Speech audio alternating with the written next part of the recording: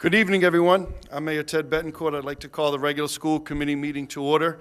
Today is January 23rd, 2024, and we're starting our meeting tonight at 7:03 p.m.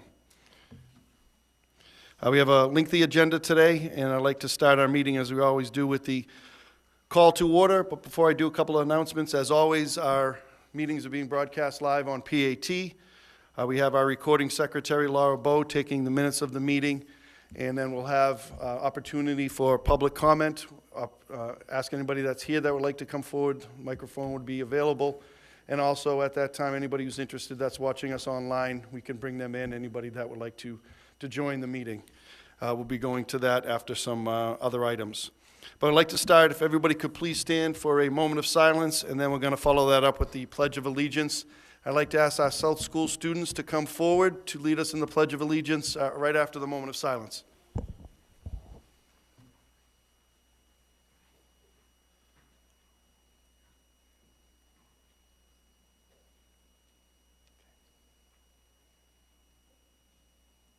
All right, you ready?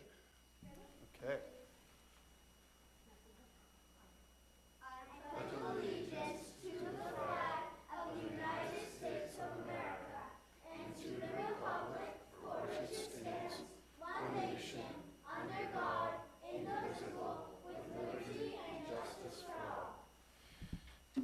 Great job, Roadrunners. All right. A couple of preliminary items before we go to some presentations tonight. Minutes, we do have the meeting minutes of January 9th, 2024, our regular school committee meeting. Open those up for discussion. Mrs. Dunn? Motion to receive and approve. Okay. You've heard the motion for approval of the January 9, 2024 regular school committee meeting. Motion made by Mrs. Dunn, seconded by Mr. Swanson. Any comments? Can we have a roll call vote for approval, please? Mr. Hockman? Yes. Mr. Swanson? Yes. Mrs. Dunn? Yes. Mr. Olympio? Yes. Yes. Okay, thank you. And we do have two warrants I wanted to ask for a vote on, Mr. Olympio. I'll turn it over to you. I'd like to make a motion to approve warrant number 5599 in the amount of $6,465,658.13 dated January 23rd, 2024, subject to audit. Okay, thank you, Mr. Olympio. You heard his motion for approval of warrant number 5599, seconded by Mr. Amico. Roll call vote for approval, please. Mr. Hockman? Yes. Mr. Swanson? Yes. Mrs. Dunn? Yes. Mr. Olympio? Yes. Yes.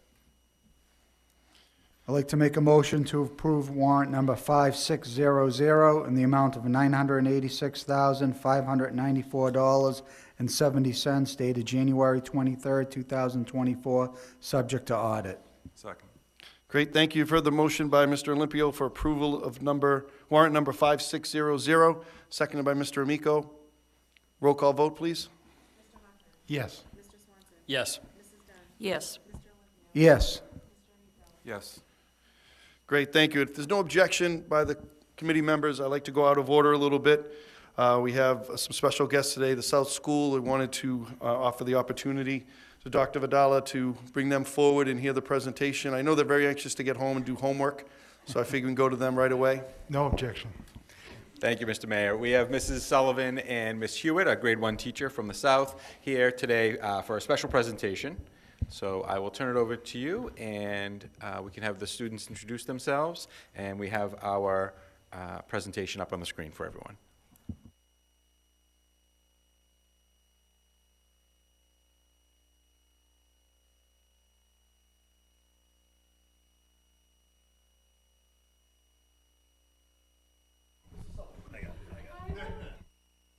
Look, it's not turning red. Okay, thanks. There we go. Okay, do you guys want to introduce yourselves? Yeah. Okay, go ahead. Hi, I'm Jackson Pelletier. Okay, I'm Logan Justiniano. Okay. I'm Elsie Ruka. I'm Fernando Faria. I'm Cassidy Dalton. So these friends are going to tell you in a few minutes why they're here. If you go to the next slide, I just wanted to talk a little bit about some of the great things that we're doing at the South and why these friends are here. So we've been using the stipends that we get built into our budget every year to do some really fun after-school clubs. We've had a lot of interest in STEAM activities, so that's why these friends are here. But a lot of our clubs are driven by student interest and different things that our teachers at the school will run. So we have a craft club, which you'll learn about in a second. We have a STEAM club. That's why these friends are here. We're starting a STEAM Honor Society with our 4th graders this year. We have a basketball club in addition to our Peabody Elementary Basketball League. We also have a media club, and we're starting a gardening club this year as well. So if you can go to the next slide. This is our morning craft club with Miss D'Amato. She wasn't able to make it, and these are some of our 1st grade friends, so they're hopefully getting ready for bed soon. But they meet at 7:45 in the morning, one day a week, and they do just fun arts and crafts with Miss D'Amato. If you go to the next slide, there's a 40-second, I promise it's just 40-second video. Hi, my name is Cameron. I like Craft Club because we always do exciting crafts, and I get to see my friends, and we get to talk about our ideas. Hi, I'm Aria. I love Craft Club because we do fun and amazing stuff. Hi, I'm Miss D'Amato, and I love Craft Club because I get to work with kids from other classes, but also we get to decide on projects together, and I get to see their creative side when I give them a theme or an idea, and they all kind of do it a little bit differently. It's fun, they get to work together, and I want to thank you for this opportunity. All right. Next slide. So these friends here are in the STEAM Club, and they just want to talk to you a little bit about what they like about STEAM Club. Do you have anything you want to say, Ms. Hewitt? No, I'm okay. I'm in 3rd grade. My favorite STEAM Club challenge was the Snowman at Night sled. First, we collected our materials and made a sled that slid down a hill. This was my favorite STEAM challenge because I like going sledding in the winter. My favorite STEAM challenge was the catapult. I liked it because I got to learn about engineering. We used popsicle sticks, rubber bands, and a spoon to build it. We got to throw marshmallows. In the beginning, I was having trouble with the construction, but we worked as a team to get it done. I like math and science, so I like being in the STEAM club. All right, Cassidy.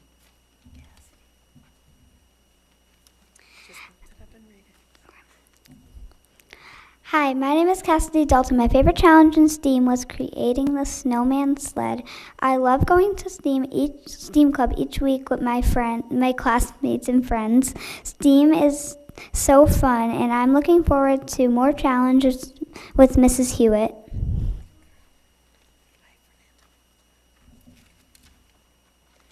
I really like my time in STEAM Club. We do a lot of fun challenges. My favorite challenge was the Snowman Challenge.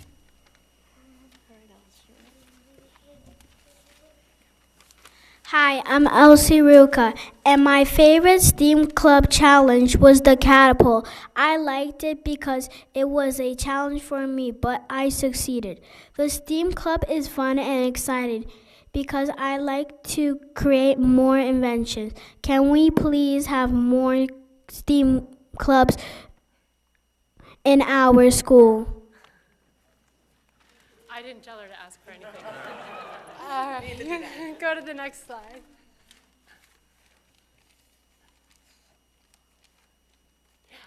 So like I mentioned, STEM National Honor Society is starting. Applications are due tomorrow. We're partnering with the Higgins STEM Honor Society. This is new. It came through from an anonymous donation. So just some more of our STEAM work.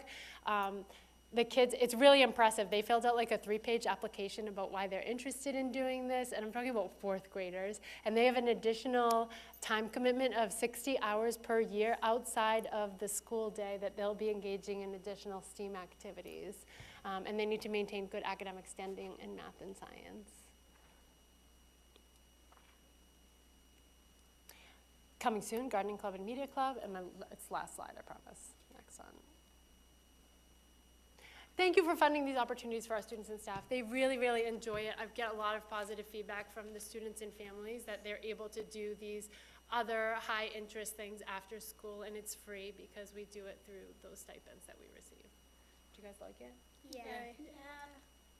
And thank you to Ms. Hewitt. She does a great job bringing lots of STEAM activities to our school. Well, that was an outstanding job. Each of you did terrific. I always like to say I'm a South School boy. I went to South School there and it was great. And I love hearing about the wonderful things that are happening at your school. So congratulations. You did a terrific job speaking. That was very well done. Any questions for any of our students? Anything? Yeah, Mr. Swanson? I'm excited. So I started at your age, and I'm now an engineer by trade. And this is where it starts. So I appreciate you putting this forward to the students. I appreciate all the other clubs that you have out there as well to engage the different interests. The catapult challenge, I would have loved to have seen that and seen the marshmallows flying. That would have been fun. Next time It took us a bit to get it live, but we made it. I'd ask for some photos and some maybe some invites next time that the marshmallows are flying. Every Wednesday, at 3 to 4. Excellent. Appreciate that. Thank you very much. And Thank you. Good job. thank you for helping them all out. Good job.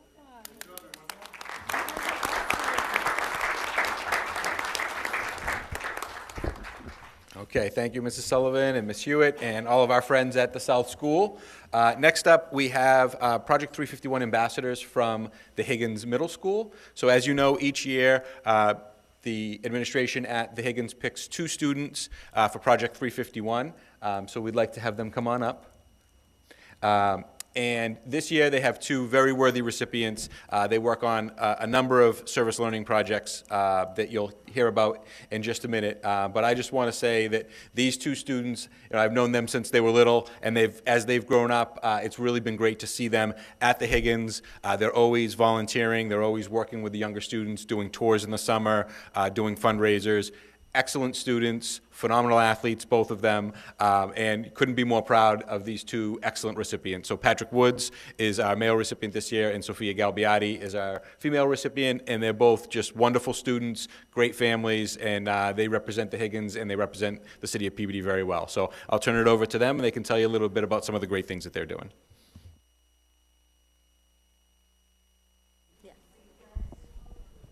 Thank you. Yeah, so Project 351 is a great way to connect to our community, and we've started off by doing some great activities like Launch Day in Boston, where we started off at JFK Library, and from there I moved to the IBEW warehouse, where we put together educational and food kits for people in need, which will ultimately help the Commonwealth of Massachusetts. So, Sophia, do you want to? And I also did that, and I went to Cradles to Crayon, and we got separated into different groups, and I was in the shoe section, so we picked out shoes that would be good for younger children up to size 10, and we cleaned them and made sure they were good. We've also done a food drive, and that was very successful. We raised over $400 and 3,000 donations.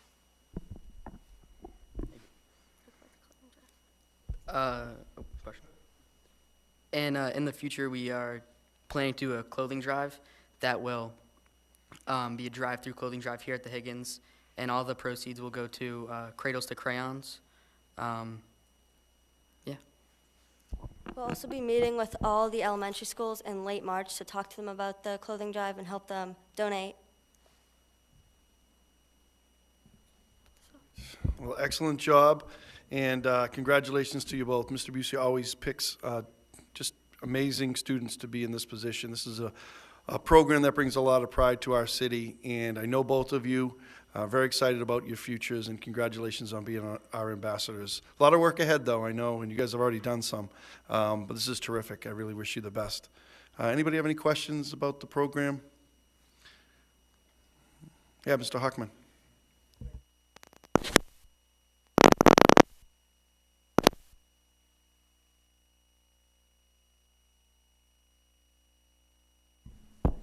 Thank you, Mr. Mayor.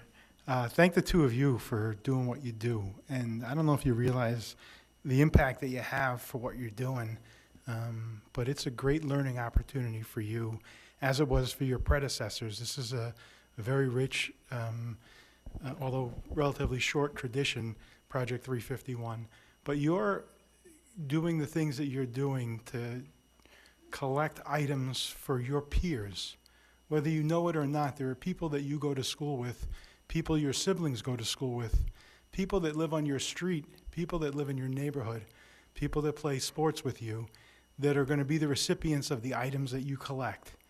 And it's a great way for you to recognize that there are needs within your own community, not just within the Commonwealth, but at the same time realizing that those needs exist throughout the Commonwealth for people, so that people that need things.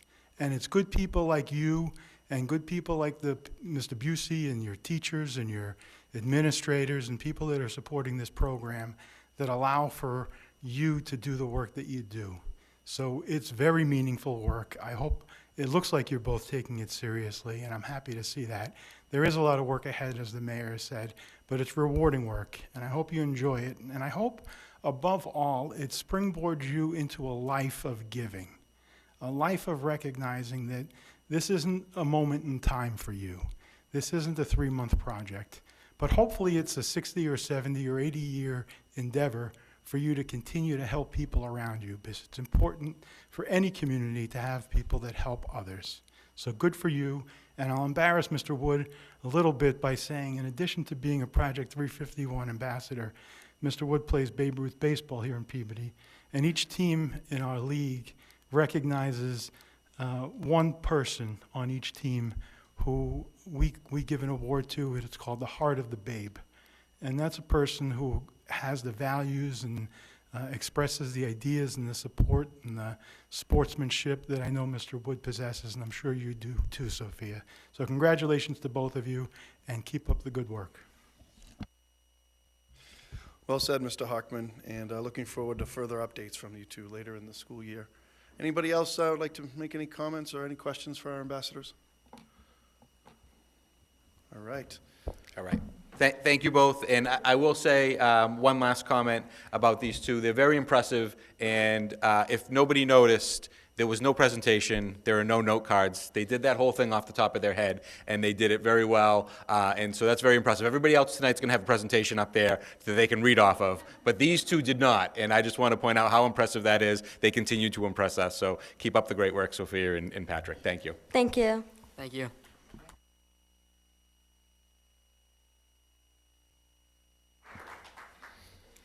All right, thank you. And the next item on the superintendent's report, we'll start with our school presentations. We have 4 tonight. These will be the last 4 school presentations that we have leading into budget season. Tomorrow is a big day in the Commonwealth. The governor is going to release her budget, so we'll see House budget tomorrow, and we'll get an idea of where our Chapter 70 funds are, the initial allocations, and that will really give us the jump-off point to put together, and then we'll really get into budget season. So these budget presentations have been very helpful, and I'm glad that we can bring up 4 principals tonight. So we'll start with the South School, bringing back Miss Sullivan, and we'll go through the South School presentation. And she has Assistant Principal Mr. Hintzman with her tonight. I do have my notes. Excellent. All right, take it away. You can go to the next slide. Perfect, thanks. So our demographics have changed a little bit over the last couple of years just because of influx in all those building projects. We've taken in a lot of students. So you can see our demographic of high-need students and some of our other subgroups are coming closer to the district average. Our enrollment data is outlined here, where we are currently and what we're projecting for next year. You can see I conveniently highlighted in red for you some of my higher numbers. So we're looking at classes of 25 there. So I'm requesting an increase to 4 homerooms in grades 2 and 3 to allow for those classes of 75 and 76. If not, we'd be starting the year at contract max in second, and we'd also be at 25 to 26 kids in 3rd grade, which I think significantly impacts instruction. Moving on to the celebrations and some of the initiatives here at the South School. I mean, there's a lot that we could celebrate. If we take a look at the 2 graphs on the front board, they are showing the STAR reading proficiency rate. And it compares our scores from last year to this year. And the blue is where we are this year for the STAR reading, and the gray is where we were last year. And if you take a look at the fall, there's a 15-point difference in where we are this year compared to last year. Although the gap closes a little bit in the winter, we're still moving ahead in the right direction. When we take a look at the STAR math proficiency rate in the upper right-hand corner, there really isn't a huge gap between the two of them, but if we look at where we are, we are in the 80th percentile for the proficiency rate. Our students are doing a fantastic job in performing in the STAR math and really making the gains that we're looking for, and there's a number of different reasons for that. If we take a look, the STAR math progress, we are at 71% for the year at this point. Our goal is to get to 100%. We are well on our way to reach our goal for the ST math progress. There's a couple of really good programs that we use before school. The Springboard, which is for the ELA for grades K and through 3, and the Catapult Math, which is grade 4.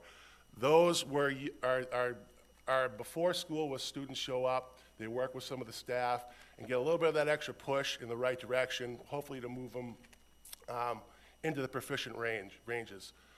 We have our STEM Honor Society that I know we talked about a lot earlier. That was a privately funded program, hands-on, awesome for the kids to work on. The positive office referrals, I'll talk about that a little bit more on the next slide. Something new that we're starting this year is the 5th grade student council. This is a way that we were able to bring in the students into the school to help us kind of get creative with some of the problems that we have and really get involved. For example, due to the influx of students, we had to close our library in the school, but obviously a library is a really important part. So one of the ideas that we have is to have a floating library where we have carts that have a lot of the books for each individual grade level. And the students are going to be pushing those carts into the classroom, signing them out, checking them in, and kind of rotating the books so they're fresh for the students to do. There's 2 other areas. We got the 3 R's, which I'll talk about that one a little bit more. The students are going to help with the 3 R's. And finally, we have the green team, which is focusing on different ways to better the school as far as like recycling and things like that matter. Finally, we have the SEL blocks during our monthly data team meetings. Those are run by our guidance counselors and a SACS, and we use those times to kind of help deal with some of the social struggles that we have in the school. When we looked at the CELIS data, we noticed that kind of relationship building was one area that we struggled in at the CEL school. So we use that time as an opportunity with our guidance counselors and SACS to be able to really push that on the students and make the improvements there. Next slide.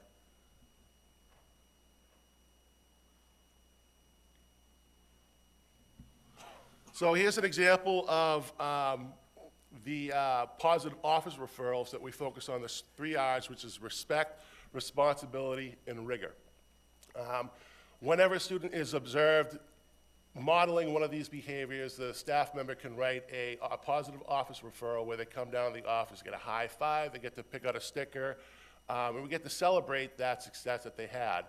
There's also an opportunity for them to win a bigger prize during our school assemblies where they enter their name into it. But it goes full circle. It's not just the students that are the ones that get to be celebrated. We also have it so that there's positive staff shout-outs that the students can write up for their teachers. So we have one here that is an example that was written from Mrs. Matuza because she really worked hard with one of the students in helping them to understand division.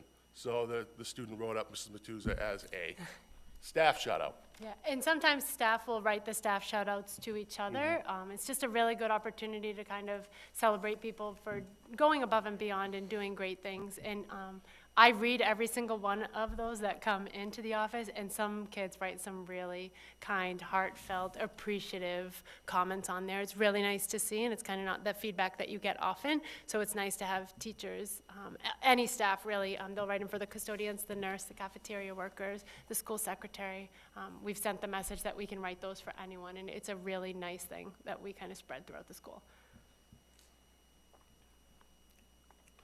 A couple of other celebrations that the current budget supports is the Science from Scientists. They come in every other week and work with the 4th or the 5th grade, do a really good job of hands-on with the students, supporting the curriculum and directly aligned with what they're working on at that moment.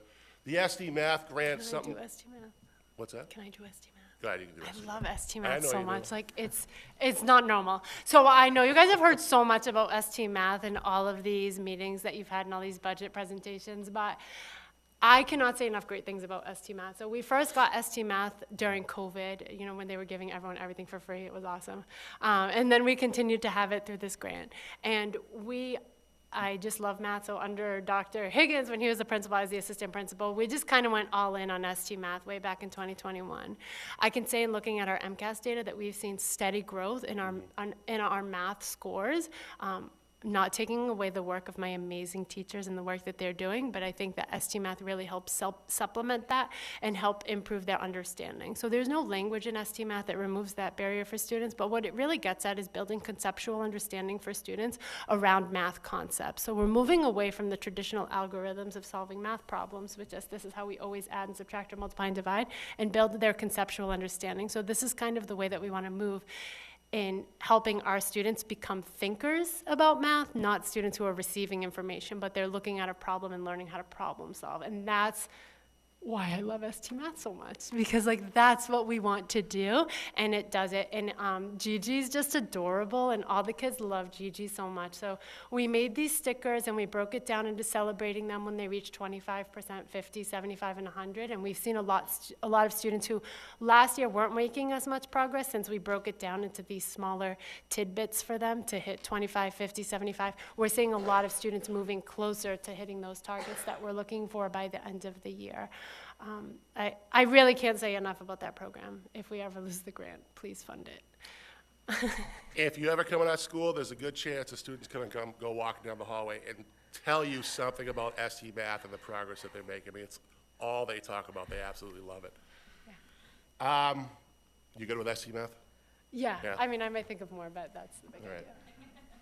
Title I tutors, right? The demographics in the South School has changed quite a bit over the last couple of years. And one of the benefits is we have those Title I tutors for math and reading.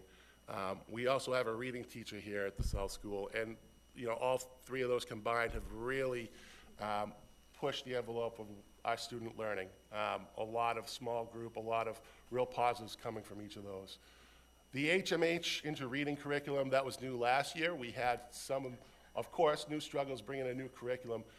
I got to commend our staff. They've really worked hard at buckling down and learning the ins and outs and all the different pieces of the HMH and really starting to get a really good foundation for their new curriculum. And Good to Great on top of it comes in, and they work with a number of the different staff and really do a good job of supporting them and kind of finding some really cool things that they can hone in on and focus on to help the student growth in the school. The last one is the facility improvements, and this is an important one to us. There have been some big improvements in the school. The first thing you might notice if you come to the South School is we have these beautiful new red doors everywhere around the building. It really has improved the safety of the building. There's no more worrying about if the door is going to shut when somebody walks out. They really did a nice job installing them. They really look great and really appreciative of it. The other one is the air ventilation. You know, we have one of the oldest schools, and if not the oldest school in the city of Peabody. And, you know, there were some struggles with the air ventilation at times. And, you know, I take my hats off to all the different maintenance workers that came to our school. They were up on the buildings, changing belts, looking at the motors, really getting things to work.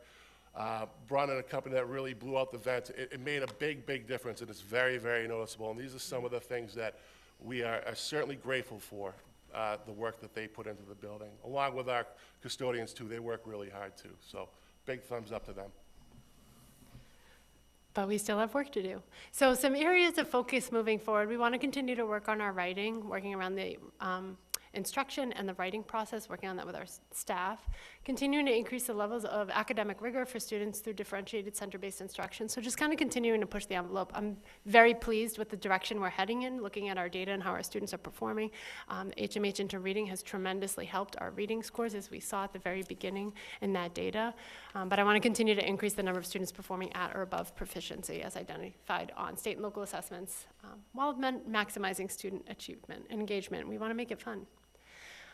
Budget support's needed, as I mentioned at the beginning, a fourth teacher for second grade and a fourth teacher for third grade to keep those class sizes well below that 25 and 26. Continuing to staff the South School with 2 full-time ML teachers for our multilingual learners and a math interventionist to go into the classroom. So some of the schools do already have that in place. The South School does not. So like we have a reading teacher who provides those reading supports, a math interventionist to provide that on the other end would be really helpful for our kids.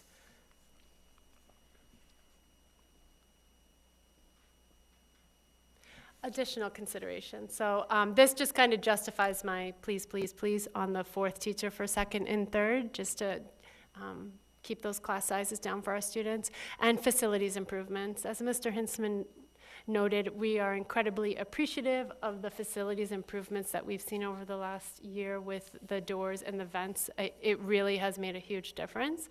However, as most of you, I expect, would know, the South School is the oldest school in the city, so it's got great bones. Everybody tells me when they come for a visit, and we do a really great job of making it beautiful and keeping it in good shape. Those great bones, it's great. It's a super solid brick building. But we need a little bit of support on updating some things on the inside, particularly the bathrooms, those facilities for our students. I would really love to see all new sinks and stalls in the student bathrooms. We also have a few urinals that need to be replaced and toilet valves on most of the toilets. So if we run into an issue where a toilet continues to run, those valves are so old and it's just stripped, we can't turn off the water to stop running on those toilets. So if the valves on the top there could be replaced, that'd be great. We'd really appreciate it.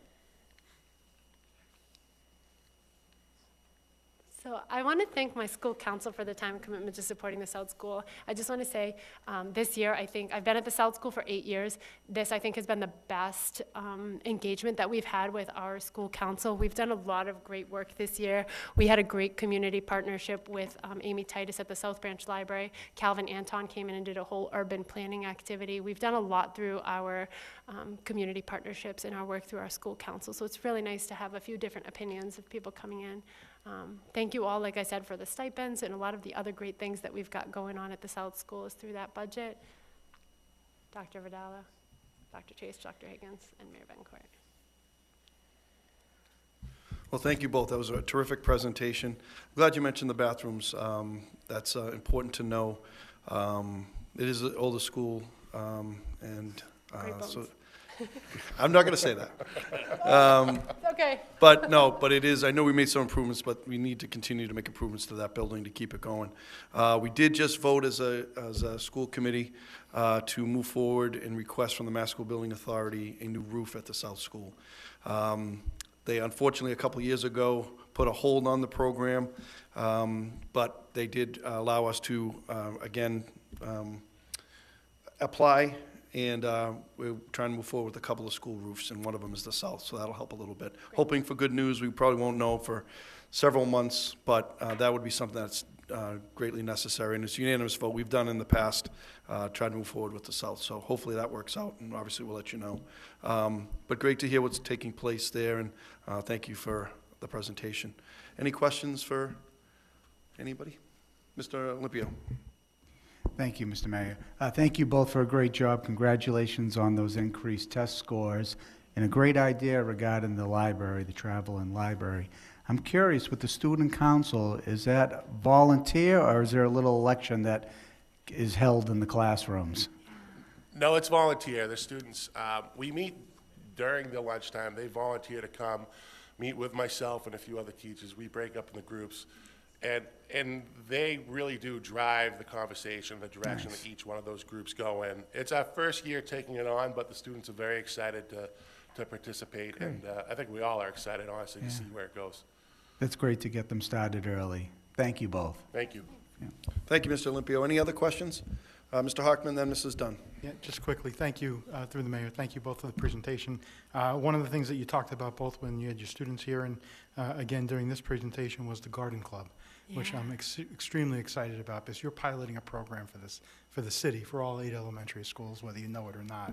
Great. You're piloting a program that I expect to be hugely successful. I think it's important for kids to learn the math and science around gardening and learn where food comes from and what they're eating and healthy choices and things like that. So in addition to the many wonderful things that you reported today, and also some of the concerns and needs that you have as a building and as a community, I would like you to follow up and report back with that gardening club at some point, Okay, maybe absolutely. late spring, early summer, Sure. towards the end of the school year. Great. Thanks. Thank you, Mr. Hockman. Mrs. Dunn? Thank you, Mr. Mayor. Thank you very much. This was a really good presentation, and it sounds like there's so many great, fun things going on that the students are learning with, and that's the most important thing. And we can see your scores going up, so we know this is working. Definitely, you are going to need additional staff at the school. You have absorbed a huge number of new students, and it's something that we have to give to you. I also wanted to ask on facilities improvements. I'm glad that the ventilation is improved, but I know there was a problem this week with the heat in the building. Yeah. And I'll throw that out to whoever. Is there a problem with that boiler? How old is that boiler? Do we know? So one of the boilers is only 3 years old. I'm not sure how old the other one is. There were some challenges with some steam leaks, and I'm not sure totally what it's called, but there was almost like a holding tank kind of for the water. That was leaking quite a bit of water, and we were losing a lot of steam. So we didn't have enough steam to go through the pipes to heat the entire building. I've learned a lot in the last week, as you can see. They did come in on Saturday and replace that entire holding tank, so we're not losing the steam that we were losing, so they were able to pump it through to the rooms much more effectively. So we were toasty. It was really nice after that. Okay. Is that going to be the permanent fix? Yes, so that's a new hot water heater that they got, and they got that installed on Saturday. Okay, Yep. all right. So it was nice and warm. I did get that report today. Okay, all right, good, because I mean, we have to keep an eye on that. You can't do all this magic if you're sitting in a frozen classroom and having, to double up on the classes. So that's good, okay. If need be, I was going to suggest if we needed to put it under facilities improvements, to put something there about, making sure that the heat is modern, but if that's new, okay. Well, I don't know if maybe over the summer they could clean out the traps in the univents. Just because the building is so old, one of the challenges that we run into is just kind of some of the sludge that's sitting in the pipes. So they'll come in and they'll clean out this trap in the this is how it was explained to me. I'm not sure if I'm accurate entirely, but they'll come and they'll clean out the trap. But the hole that it needs to get through is almost like a paperclip size when they open it up, but then some more kind of sludge is coming through those pipes and it's clogging it back up. So they might have to come out. Sometimes they'll be in one classroom twice in 1 week. Sometimes it might be 3 weeks later or something like that. But it's really just because of the age of the building. So I don't fault anyone who's maintaining it at this point. It's just such an old building that we're running into some challenges there just because of the age of that building. No, that's good to know, thank you. Yeah. All right, I think we'll need to keep an eye on that. Okay, all right, well, thank you very much. Oh, and just to let you know, because I know you follow all these mechanical things and you're learning new things at every turn.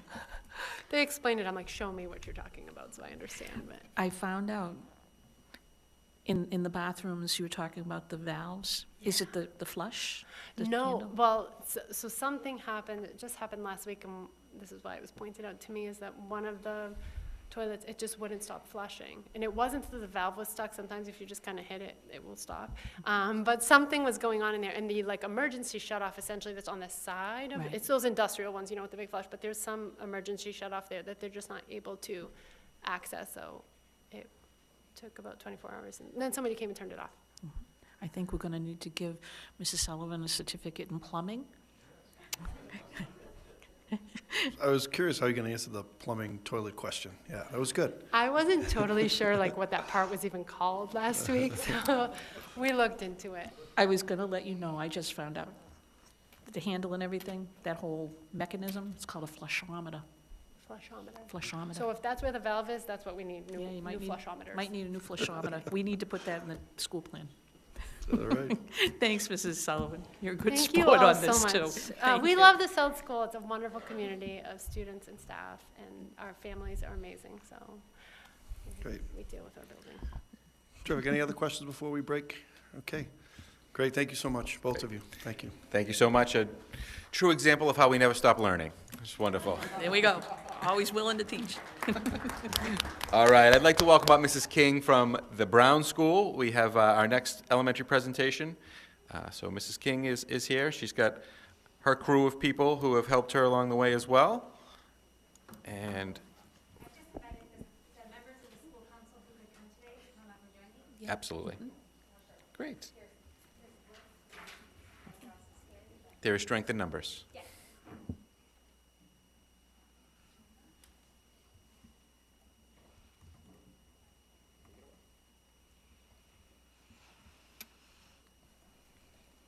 So can I introduce everyone real quick? We have Emily Schimmel, who's a 5th grade special education teacher, who's on our school council. We have Sheila D'Ambrosia, who's our community representative, and we have Jim McDonald, who's one of our parents. We had 2 people who could not join us, but they've been very committed to the Brown School, and we went through this in January and kind of solidified it a little bit, so I wanted to give them a little credit for what we were doing. Oh, and I'm Lauren King, principal of the Brown School.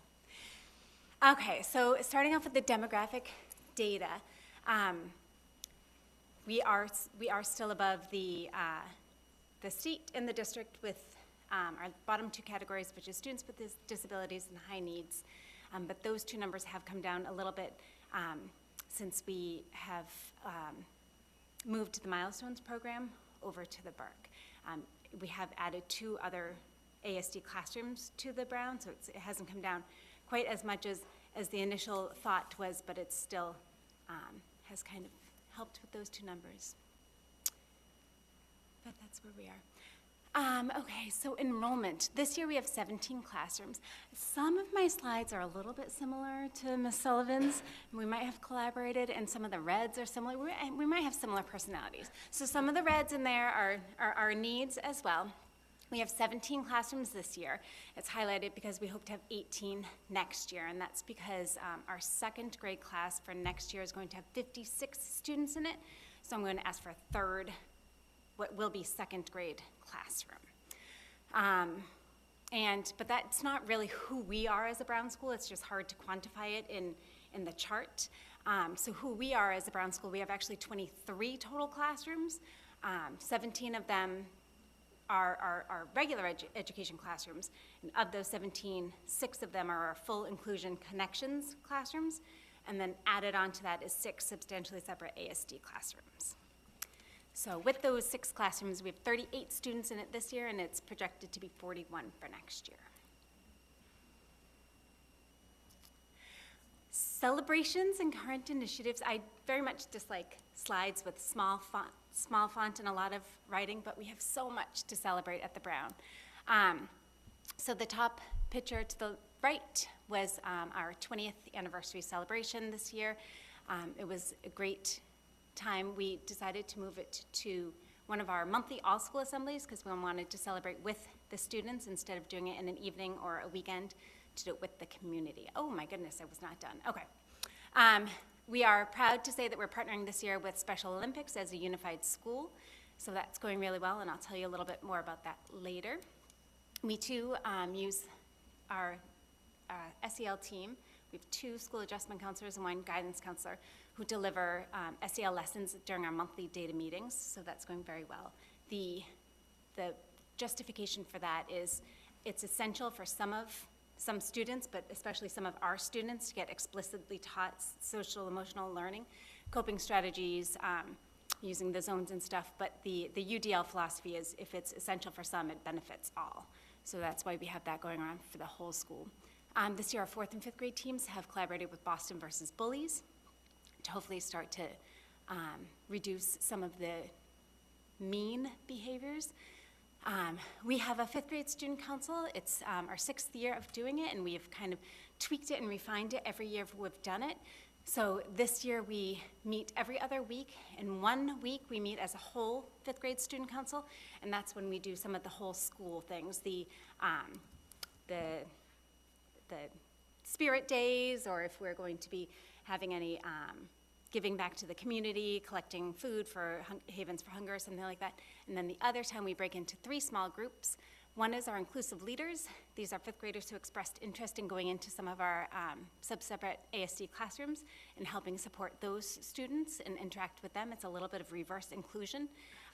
That model we learned from the Special Olympics, and the Brown School students and staff just are doing amazing with it. One is our peer mentors. Our guidance counselor leads that, and that's a program with our fifth graders really model and teach the PBIS system, which is our Bulldog Pride, and the other is our Environmental Eagles, which is our kind of our green club. Our fifth graders also go to Starbase Academy.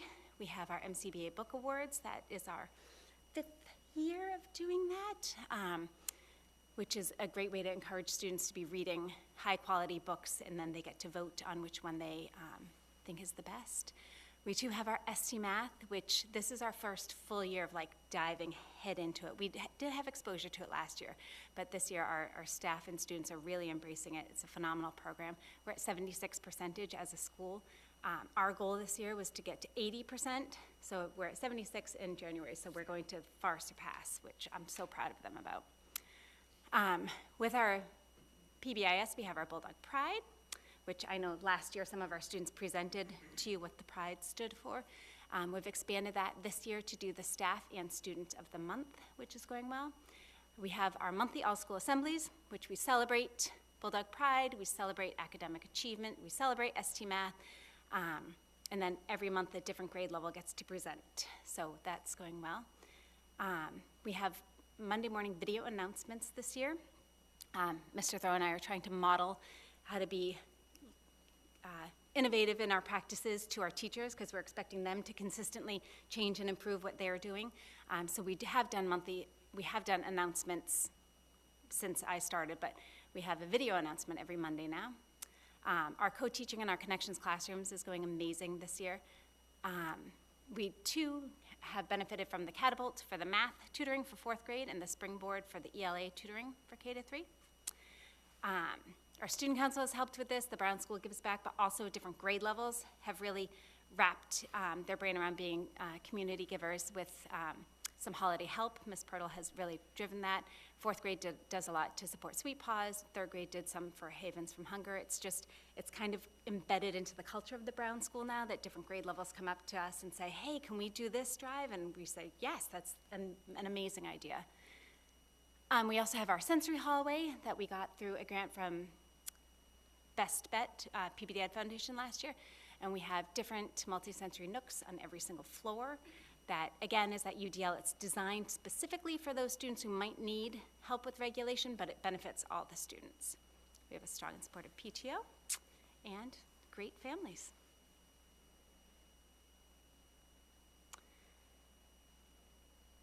These are some of the budget supports that we have in place in order for us to be able to do all of the things we just did.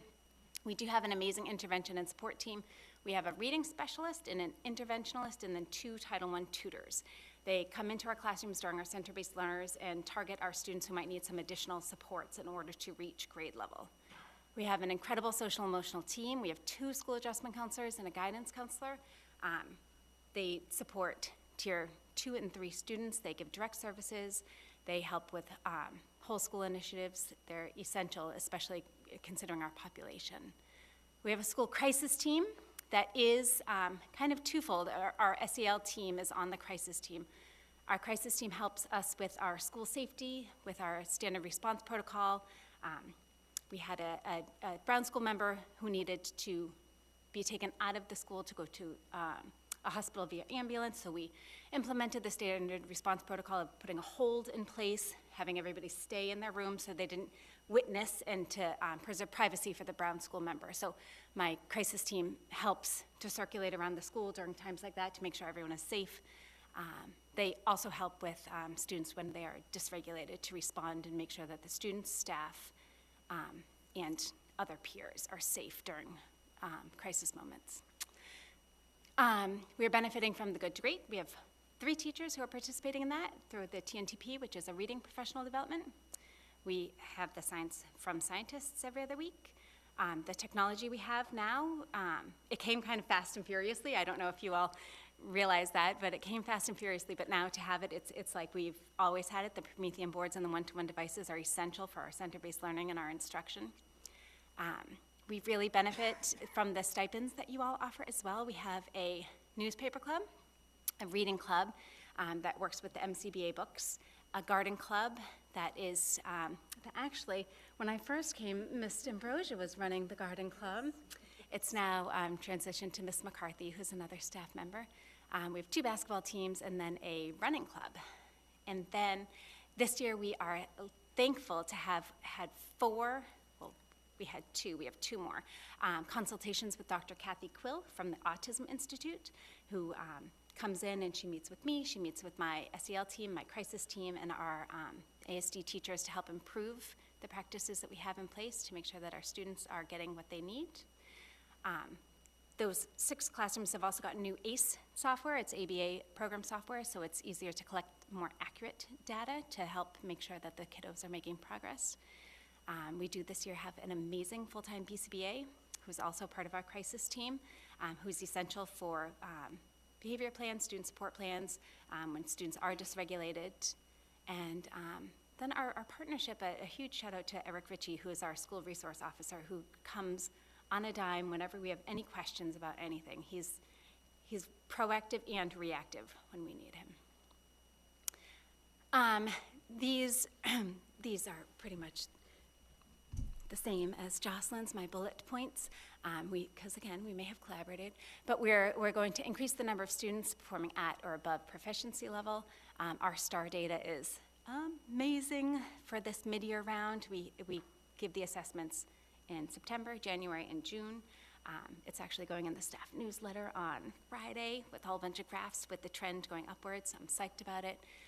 We want to continue to focus on the SEL and supporting the whole child, and continue to maximize student engagement. What you all will need to do in order to get that is to grant us the additional grade 1 teacher, and then maintain some of the supports that we currently have that are helping us to make the gains that we have made this year.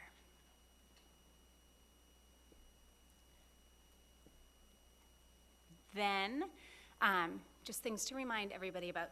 In my first year, which was FY19 or SY19, we had 2 substantially separate ASD classrooms. Over the years, it has increased to 6, so it's been a huge increase of that population. In doing so, our whole culture has shifted where we have the sensory hallway and the sensory nooks, and it's been an amazing addition to our school, but it has shifted, it has increased. So with that, I'm just hoping that we can continue to get the materials and the assistance to ensure that all of those students are receiving support. Those classrooms are set up very differently, where they have different individual spaces for the students to complete their discrete trials when they need it, and different chairs that they might need, and it's been hard to keep up with the purchasing of those materials with the additional growth of that program. I also want to continue to provide the appropriate levels of support in our Connections co-taught classrooms. That has shifted over the years as well, and I just want to make sure that those teachers and students are getting the support they need in order to be successful. And then I'm hoping to continue to think creatively with how we utilize our interventionist team. With our new center-based model, we're doing a lot of push-in support, and our numbers have increased for those students who need the support, especially after the pandemic, but our team has not increased. So I'm hoping to either find a way to increase that team or to shift staffing so that we have enough staff to support the students who need it. And then a thank you to everybody, especially my school council, but thank you to everybody here. Great, thank you, Mrs. King. Thank you to you and your team for the work done. It was a terrific presentation.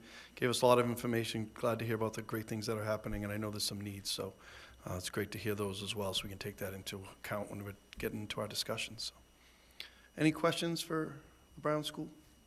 Mr. Mika. Thank you through the chair. Ms. King, thank you for presenting along with your team. Ms. Sullivan, thank you and your team as well. There's a lot going on here. There's a lot of moving parts, and you know, elementary schools are very complex. There's just so much so many little kids and a lot of great adults that are trying to help them. And I just want to add, and I know this board and this committee is dedicated to all our kids, and I just think that both schools are looking for an additional teacher through the chair, Dr. Vidal. If we can make this happen, bring this towards us, to us for budget considerations, and I think we can make it happen. But the need is there. Every adult, every extra adult is needed, especially in elementary schools. So I just want to thank you for all you do. Thank you, Sullivan, and your team for all you do as well. And we're here to listen and we're here to support. So thank you. Thank you, Mr. Amico. Any other questions? Mr. Hockman. Just quickly, thank you all for being here tonight and for your presentation. In your additional considerations, you kind of put a broad stroke on what you're looking for. Yeah. And I know you're gonna have some meetings with Dr. Vidal as the budget gets developed. If you can be very specific with what you're looking for, so that we have an understanding as to what supports we can consider in supplying in the budget that will make your school function as well as it does. Thank you, I will. And Dr. Vidal and I have been, it was, I talk a lot anyway, so I felt like, but the last slide of broad stroke would have been appropriate, but thank you. Mrs. Dunn. Thank you, Mr. Chairman. Mrs. King, thank you, and to the school council, thank you. And it's nice to see Mrs. D'Ambrosio back. It really is. You going to still help with the garden club? No. Oh, my goodness. That was wonderful when you did that.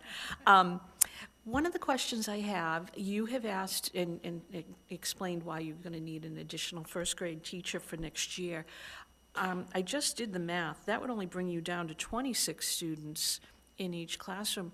Are you sure you wouldn't need 2 additional classes? Because, I'm sorry, 2 additional teachers to bring that down to a more manageable 19 students per class? Because every one of your classes at the Brown has inclusion of special needs students, correct? Correct. So what we've done this year, and we're hoping to do next year, following some of the guidance from Kathy Quill, we worked to look at our inclusion in a slightly different manner, and so it's not just a one-size-fits-all of these are students who are going to include into a first grade classroom because this is the time and whatnot. So our inclusion looks very differently in that the ASD teachers choose the appropriate time in the appropriate classrooms to include their students into, so it might not be it might not be the same classroom in the same time in the same period every single day. So the numbers that I showed you include our ASD friends who might not always be in there. Do you know what I'm saying? Mm-hmm. So I think that we will be good with 3 second grade classrooms next year if we continue to be creative with our inclusion. And the creative is not doing what's best for the teachers, it's actually doing what's best for the students. Okay. All right. Thank you, I appreciate you saying that. No, it is something that we would need to make sure we're aware of just going forward, just in case you need that. Okay, thank you. Thank you, Mrs. Dunn. Any other questions? Mr. Swanson? Thank you. Through to Ms. King, sorry. Obviously, as a Brown School parent, I'm very proud of what you guys presented here today. And thank you for all you've been doing for our students. I want to back up what Mr. Hockman said is you're working with the details. Please provide us those details. We want to make sure that we're providing you with everything you need and as we're able to. So as you work through with Dr. Vidal, we get that. And to the point on the, I think for the second grade teacher, if we can see those details to make sure that, appreciate the comment of what's good for the students, but we also want to make sure that you have those teachers and the support with a little bit of buffer there to make sure that it's good for all. For sure, absolutely. I have, Dr. Vidal knows I like my charts and my spreadsheets, and I'll have all of that he can share with you. The kind of broad stroking thing is some of the things we needed this year were budgetary. We needed dividers for some of the classrooms to make small little tutorial centers, and some of what's needed is the shipment has been delayed and things are broken, so we had to ship it back, and we're waiting for it to come in. So some of it is pertinent to you all knowing what our budgetary needs are, and some of it is just the way the cookie factory crumbles and me just wanting it to be here. So I'll get all of that for you, but I appreciate that. Thank you very much. Thank you. Do you follow up, Ms. Stockman? Yeah, thank you, Mr. Mayor. And Ms. King, if you could, I have a feeling we're going to have a broad sweep of all the schools for maintenance and repairs this spring and summer. So if you can perhaps identify some of the issues in your school. I know it's one of the newer schools, but it's not a new school anymore. If you can identify and point us in the right direction with some things that might be happening in your building so that we can address those as we need to and can afford. I will.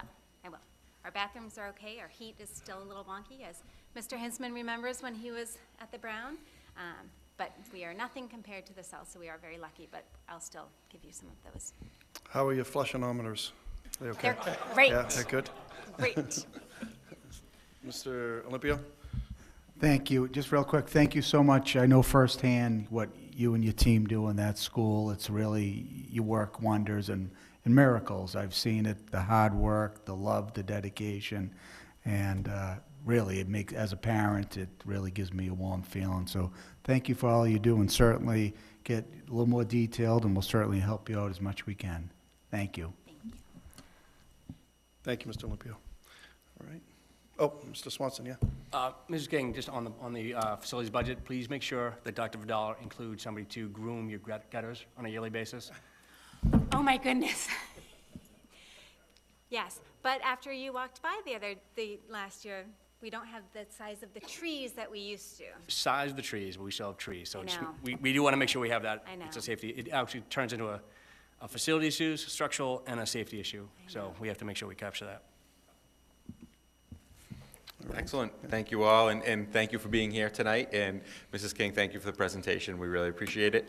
Next up, we have the Higgins Middle School. We have Mr. Busey, who will do the Higgins presentation.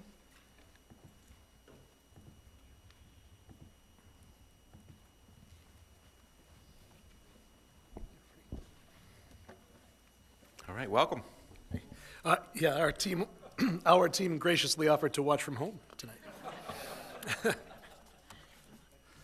So, good evening, everybody. Thank you for having me back. I think this is my 15th budget season, so it's nice to be back here.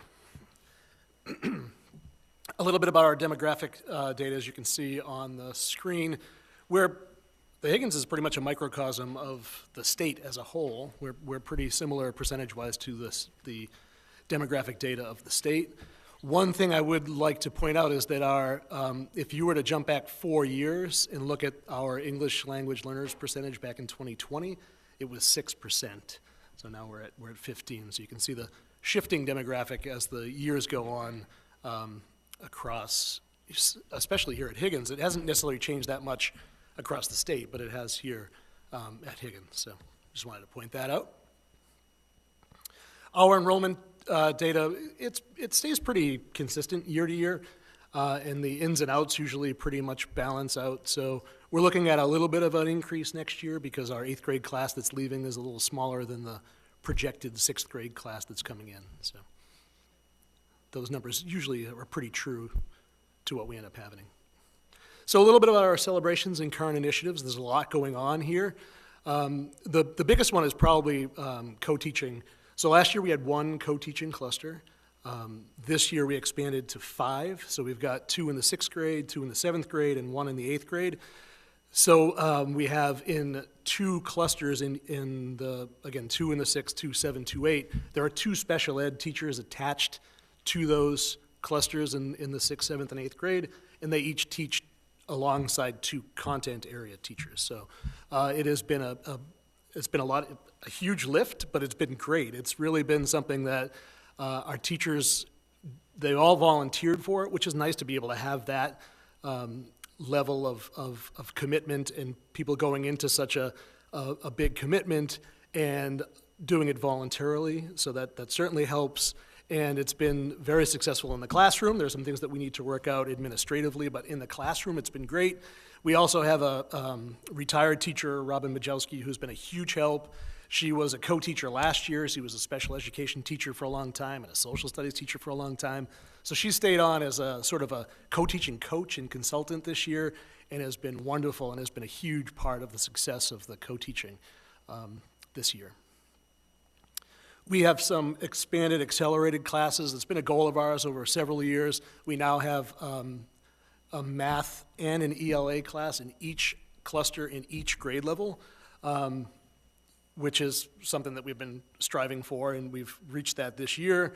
There's an alternative pathway, too, for our students in 6th and 7th grade math to get into the accelerated class in 7th or 8th grade math if they weren't placed there originally. But we feel like we've now got enough data from the elementary schools with STAR and the other data that comes to us that we can more effectively place kids into those classes, but we still have those alternative pathways because we've got kids moving in and kids that don't necessarily show their proficiency on a test. So we have those other pathways as a way to get in.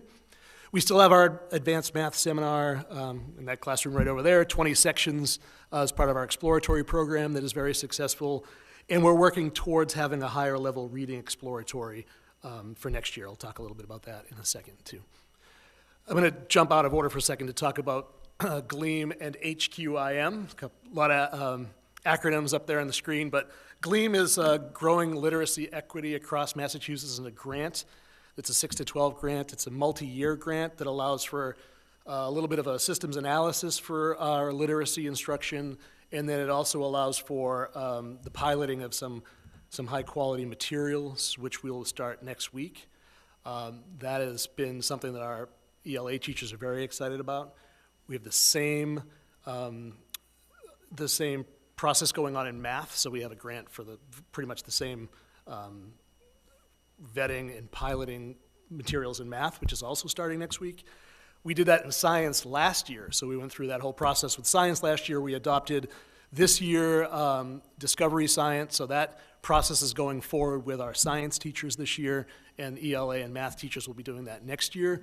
But it's been, again, it's a lot of work. We created a vision, and it's great that it's 6 to 12, so the teachers from the high school and from the middle school can get together along with the leadership in both of those departments and can create that vision for literacy instruction and for math instruction from a 6 to 12 perspective.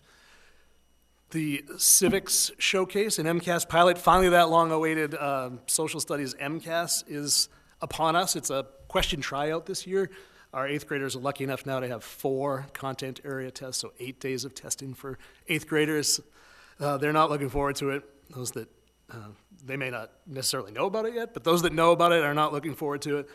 But we have been preparing for it. Our teachers, another grant, have been working with some high-quality PD through iCivics, and we've had our civics showcase over the last couple of years in conjunction with the 9th grade. So that has been something that's been moving along well. I think we're well prepared for it.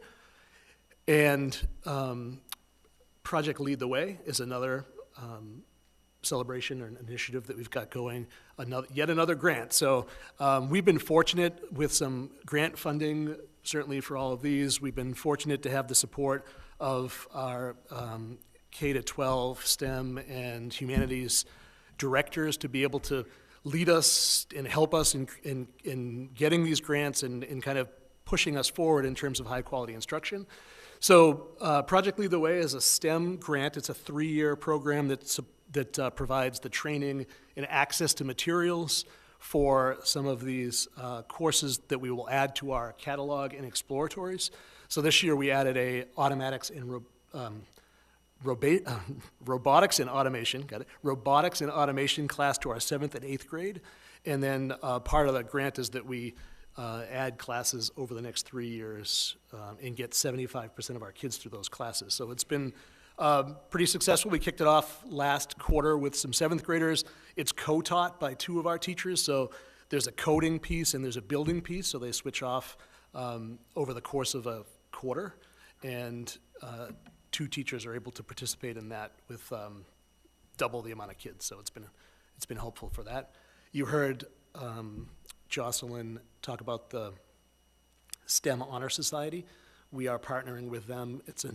We are a new chapter as well this year, thanks to that donation. So we've been excited about that. We've got 2 teachers who have already have some great things planned. They're very enthusiastic about it. So that is something that is kicking off very soon as well. One of the things we also looked to do this year is to recharge our sense of community. We took some intentional steps to do that. It's always been a strength of ours here, but over the last couple of years, as all schools across everywhere, the world, the country, it's been a struggle. So we have taken a step back and made sure we've taken some steps to kind of refocus on what we are and what we do here. The expansion of co-teaching and all the curriculum adoption has been a huge demand on people's time, so we restructured our collaborative time to be able to provide as much flexibility as possible during that time. We restructured our faculty time to make it a little bit more engaging, so people had an opportunity to talk with people they might not normally talk to in such a big school over the course of a day. We have tweaked some of our procedures and processes here to make sure that we ensure consistency across the board. We've got a handbook team that's hard at work in making some revisions that hopefully we'll be able to present to you for approval in August. We instituted an electronic pass system this year that has helped better manage our hallway flow and student appointments. Again, a big school, it's helpful to have that kind of a piece in place. We have this year, through the district's adoption of the I Love You Guys Foundation and our standard response protocol, it has simplified our responses and our processes and our drills and our trainings. So that has helped kind of bring people together too in those trainings. We also have a school threat assessment team that we went through some training over this summer. The team consists of administrators, guidance counselor, school adjustment counselor, our school resource officer. So it's great to have that team in place for when those situations come up. We are also one of 28 communities that has been chosen to participate in the Celtics Project 351 Playbook Initiative this year. So we'll be running some workshops for 7th graders starting this week, actually, that'll focus on building a more inclusive community. So thank you for that additional education, special education staff that was added to the budget last year. That was a pretty big change in our budget, and the addition of those special education teachers. You added the building attendants that have been helpful in creating our community here too. So thank you for those supports from last year to help us with those celebrations and initiatives. As we move forward, we are going to, as I mentioned at the beginning, our ELL numbers have more than doubled over the course of the last 4 years. So we now have 55 level 1 ELLs. So we have been able this year to restructure a little bit with our schedule. So one of our exploratory math teachers was able to shift some of his classes around to become that support for ELL math specifically for our level 1s. We would like to be able to continue that moving forward. We'll also be, as I mentioned, implementing that math and ELA program next year with the support of the committee budgetarily. And that is a pretty major undertaking that requires change in scope and sequence and extensive professional development. But having that high quality text will go a long way towards the district's goals of increasing that student ownership in instruction. So we're looking forward to that. Again, a lot of work. Teachers put a ton of time into it, but it's something that we're looking forward to because eventually it helps with that high quality instruction. We are always looking to expand our exploratory offerings, and we've been able to do that over the last few years to build up that course catalog to provide students with that opportunity to be able to participate in classes that are not part of that core content. The shift in instrumental music at the elementary school will hopefully lead to more kids taking band in the 6th grade next year, which will also lead to the need for more small group instrumental classes here at the Higgins next year. And I talked to John Simmons today, and he's pretty optimistic that those numbers will rise to where they used to be. We have a very strong, as you know, performing arts history here in Peabody, and we're starting to see that come back after the COVID kind of decimated it for a few years, but we're looking forward to that increasing over the next year or two as well. We've got 2 outstanding reading teachers who are really interested in offering some higher level reading exploratory classes next year, so we're looking forward to that as well. We are always also looking to expand our connection to the Peabody High programs in terms of offering some exploratories that might match to some of their CTE offerings, their medical assisting, their forensic science, their electronics program. So trying to bring in courses here that our kids will have exposure to that will cause them to think about studying that when they get to the high school. And there's a lot of other exciting things that they're doing at the high school in terms of graphic arts that we would like to definitely explore in terms of bringing those courses on board as we move forward. As I mentioned earlier, Project Lead the Way, we're in that 3-year grant, so we would be adding a course each of the next 2 years. The courses, especially the one we chose this year, is pretty materials driven, so it does require some outlay on our part to bring those materials in for those courses. They're not all as expensive as the one we chose this year, but we would need to consider that in our budget going forward as well. Next year is year 9 here at the Higgins, and our IT department does an awesome job at keeping our technology feeling like it's brand new. It really has aged pretty well in terms of the technology part of it, but you're going to start to see some of the hardware fail. We have lost a few hover cams over the course of the last couple of weeks even. So a lot of that is going to happen. The projectors will start to need replacement.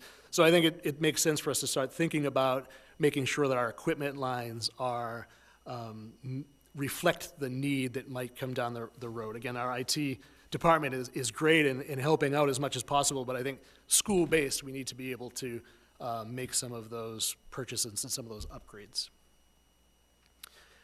It's one of the unmistakable trends that we've seen everywhere, and I know we've seen it across the country, is that the need for reading services and reading instruction for our students. In conversations with Shannon Crompton regarding some of our rising students and the need for some of our special ed reading support, it looks like we'll probably need some additional reading support when it comes to our special ed students rising up through the system and starting next year, I think.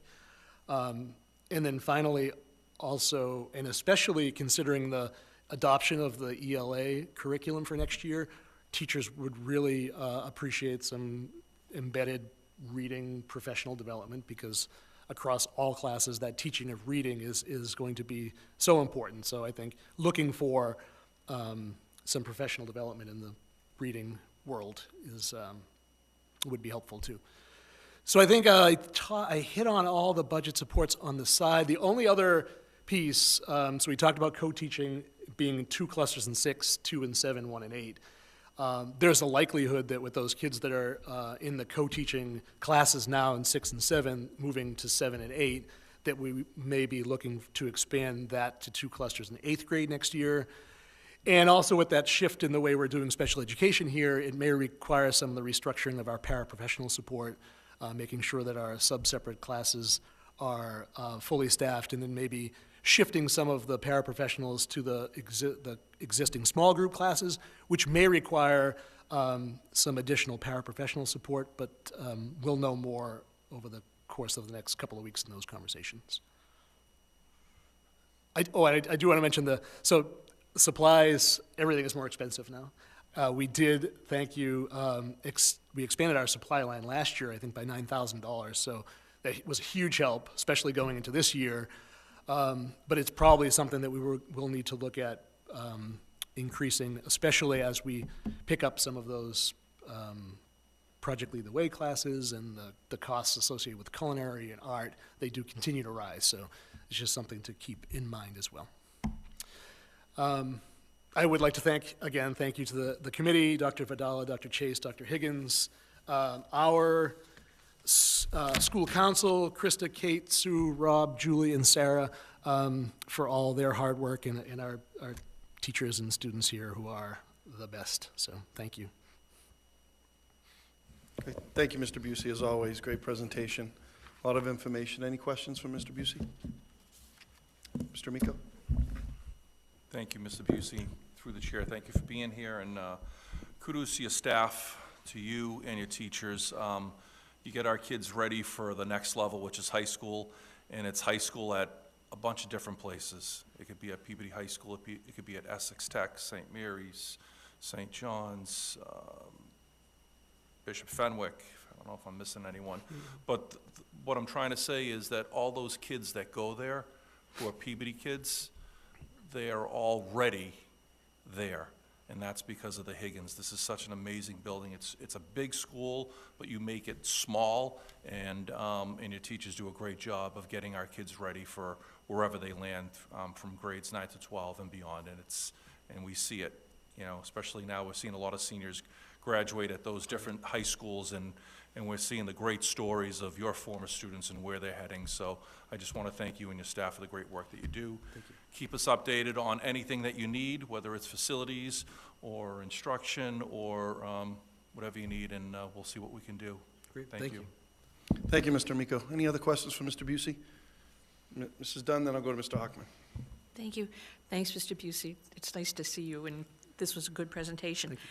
Regarding the upgrade on the technology, the infrastructure, is there any type of report that you have right now, or any plan in the works for, you know, an actual plan of how to go through some of this equipment and when it needs to be replaced? So I know that the IT department always has a 5-year plan that they're always planning ahead, and I know that I didn't talk to Chris before this, but I'm sure if I were to ask Chris, he would know exactly what we need and exactly the method to do it and how to pace it out. And I just wanted to mention it tonight just so that we had it in the back of our mind that we still call it the new school, and it still feels like a new school where we are the newest one in Peabody, but at 9 years. So technology, that it's probably coming to the end of its lifespan in certain areas. No, that's a good point, and actually, we were still calling the Brown School the new school even tonight. 20 years, I Lauren know.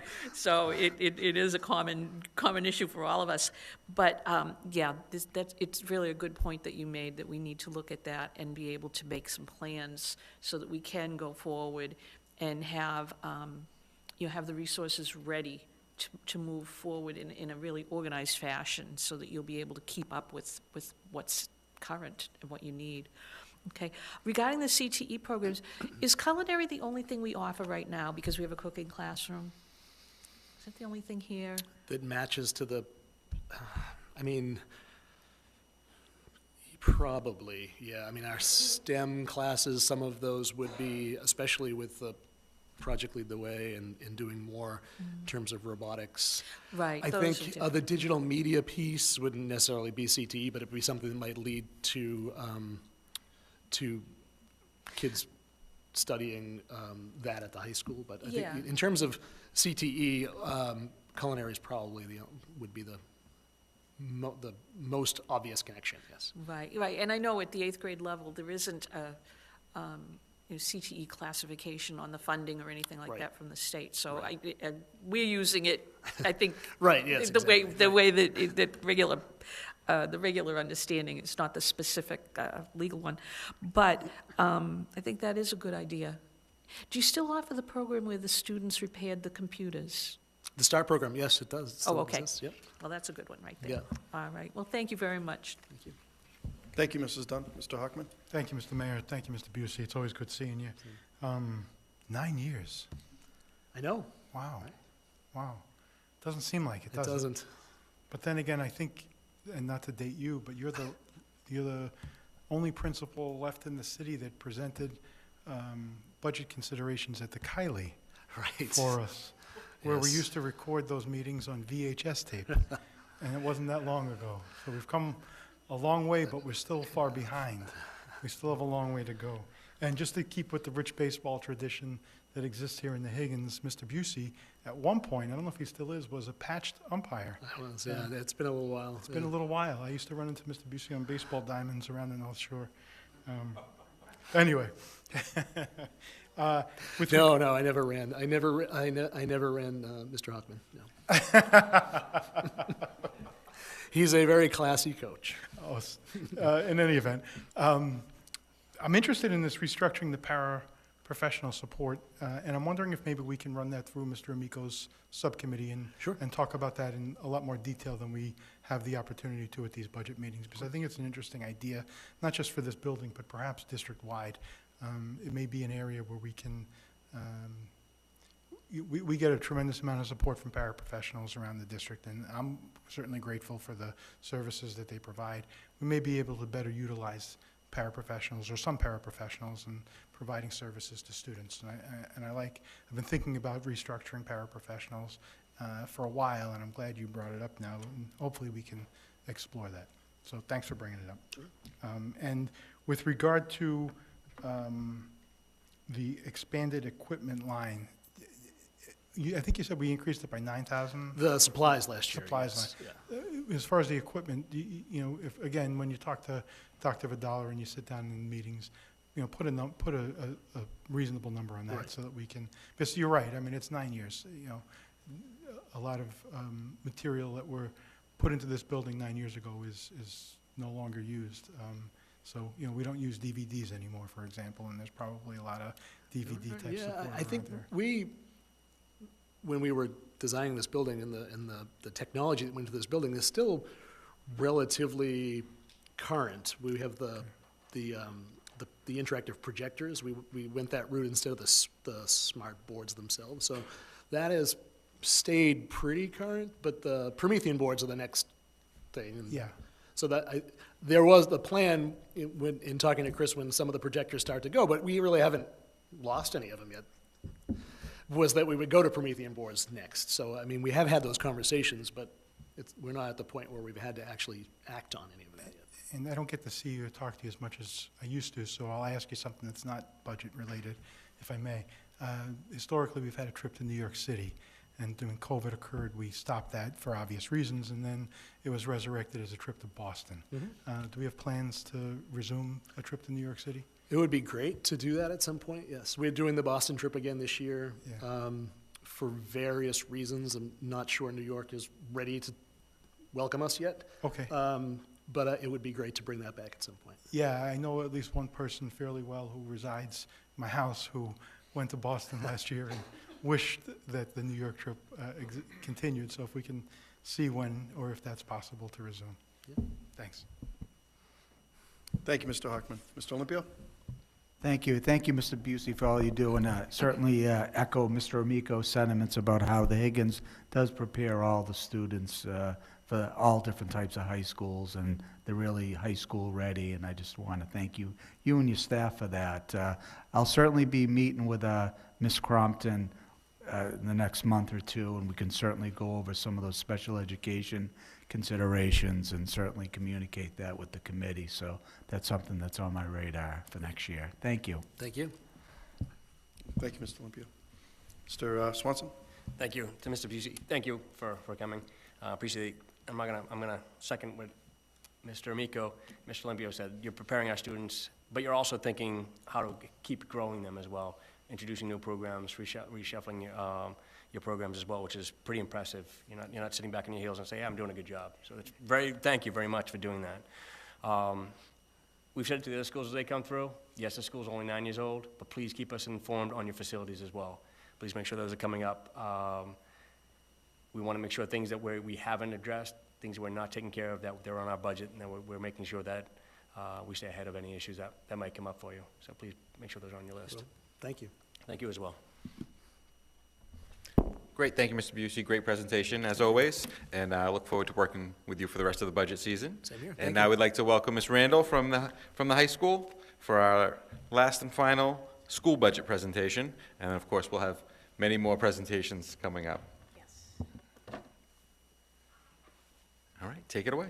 All right. Good evening, and does anybody need a stretch break or something like that before we dive right in? All right, no, okay, good, we'll dive right in.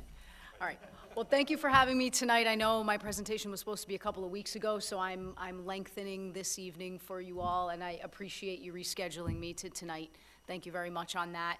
And they were sticking by me tonight. I have a couple members of my school council here. I have Jennifer Sanchez, our community member with Citizens In, and also Mrs. Jessie Byrne, Science Department at Peabody High School here tonight as well.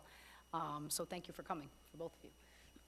Excuse me. So diving right in, our demographic data, similar to what Mr. Busey said, just kind of, being one of the large schools in the district, we're pretty representative of our district and of our state as a whole, as you can see from our demographic data. And we'll just hop to the next slide, please. So enrollment-wise, I broke out that middle column just to emphasize as well, and you can see it on the right-hand side also, we currently have 100 high school students that are enrolled at Peabody Prep. So that has just decreased a little bit the actual number of students that are at Peabody Veterans Memorial High School, walking our halls each day. So you can see at the start of 23-24, and that's from our DESE school profile, our total number of students was just over 1,400. But really, real-time data as of January 1st, we are at 1,381. So kind of just dipping down, and again, that dip occurs from some of the students that we have enrolling with the virtual Peabody Prep program throughout that first semester. Projected next year, to go back up a little bit with the incoming 8th grade students from Higgins, knowing that we always might lose a little bit of subset of students for various reasons, but projected the students to come in a little over 360.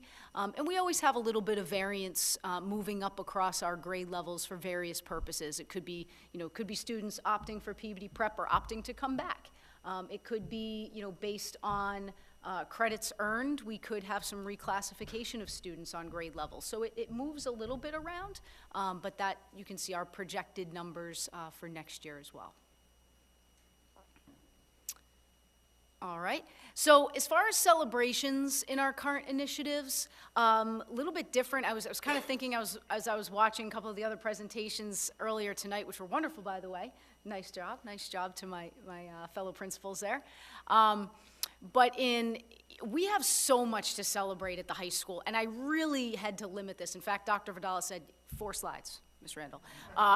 So there's so much to celebrate, and I really kept the celebrations here specific to what you graciously have given us within our school budget particularly. So that's what I focused the celebrations around.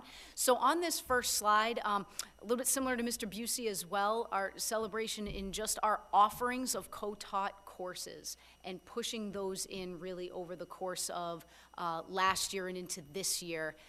So as you can see up there, we've increased both our special education and our EL teaching support in the general education setting. So for example, for English language arts in the 9th grade, we offer 5 sections of co-taught classes with a special educator, and also ELA in the 10th grade, another 5 sections with a special educator and a English teacher co-teaching there. In the math, we have at Algebra 1, we have 5 sections running, again, of Algebra 1 co-taught with a special educator. And this year, for the 2nd year in a row, 4 sections running of Algebra 1 co-taught with an EL educator as well. New this year, for biology, we do have 5 sections of co-taught classes running with a special educator, and another, similar to math, 4 sections running of biology with a biology teacher and an EL teacher as well. So that's new to us this year. So we were able to do that, of course, by funding in the budget for those additional teaching positions to support our co-teaching initiative. So I thank you very much for that. In our Milestones program, we got back to full this year. We have 3 full-time teachers, including our transition life skills teacher.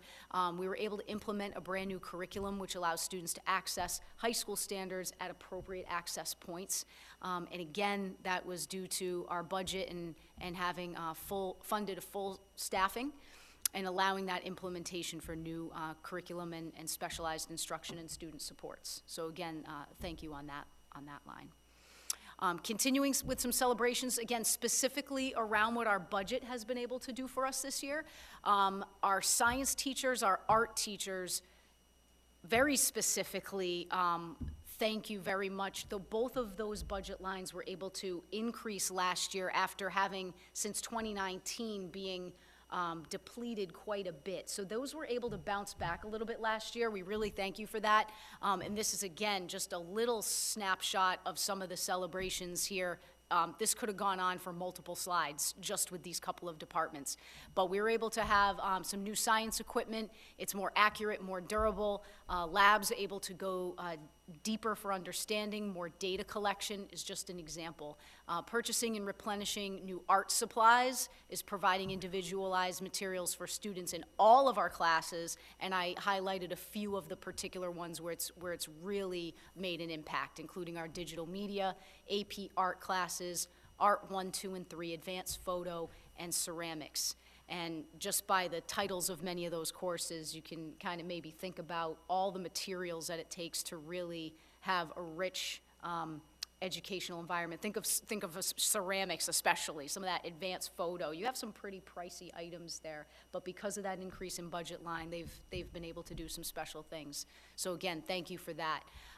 In our library, again, our librarian, Miss Julie Pease, sent me like a 2-paragraph email full of celebrations specific for the library. I want to thank you for that. I know last year we had Ms. Pease come out and do a specific library presentation, and that was really wonderful to see a little bit of an increase on that. We have a lot of work still to do to get our library up to the standard of where we want it, but already just with the increase to that budget line, it really ends up being a $3.52 to a $7.04 increase per student. And she's been able to, Ms. Pease has been able to update and upgrade our inventory in the library. And there's a lot of other work being done in there. I wanted to keep it a little bit quick for tonight's presentation, but there's really some great things going on there and still a lot of work to do. Thank you, Dr. Vidala. That's very good. There you go. There you go. All right.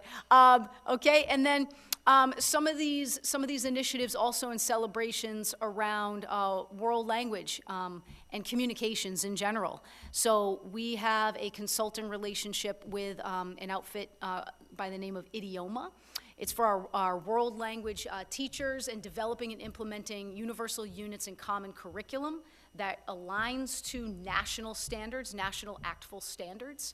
And so we have a consultant that has been working with us since last year and into our PD days of this year to really rescaffold our units so that basically no matter which language a student is coming up and learning, they're all kind of learning the same thematic unit at the same time. So I could be learning about family dynamics or learning about seasons and digging into everything within that as far as parts of speech and vocabulary and authentic resources being brought into the classroom, but no matter the language, we're all kind of working on that same thing. And again, that's a shift back to the updated national standards driving that.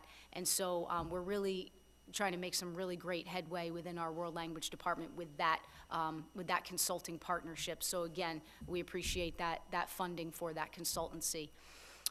We were able to put back in place our world language department head this year in the early fall, and again, we really appreciate that as far as the approved funding for that stipend for that department head. It just provides more stability in-house and leadership for our classroom teachers in world language. And we also were able to get, through our contracted services line, support for a all-school pilot year for the application talking points. If anybody, I know we have a couple of parents of high schoolers on the committee. I'm not sure if you've received a talking point from any teachers necessarily, but basically it's an app that allows teachers to communicate with families in any language very simply, very easily, as long as the recipient also has the app, and it could be right on their phone or it could be on a computer tablet. I could write a quick message. Your student did very well in class today, and no matter what the home language is, based on what's populated in Aspen, the parent or family member is going to receive that message in their home language. A lot of times receipt as a text message, which is a lot easier than going in and checking email regularly.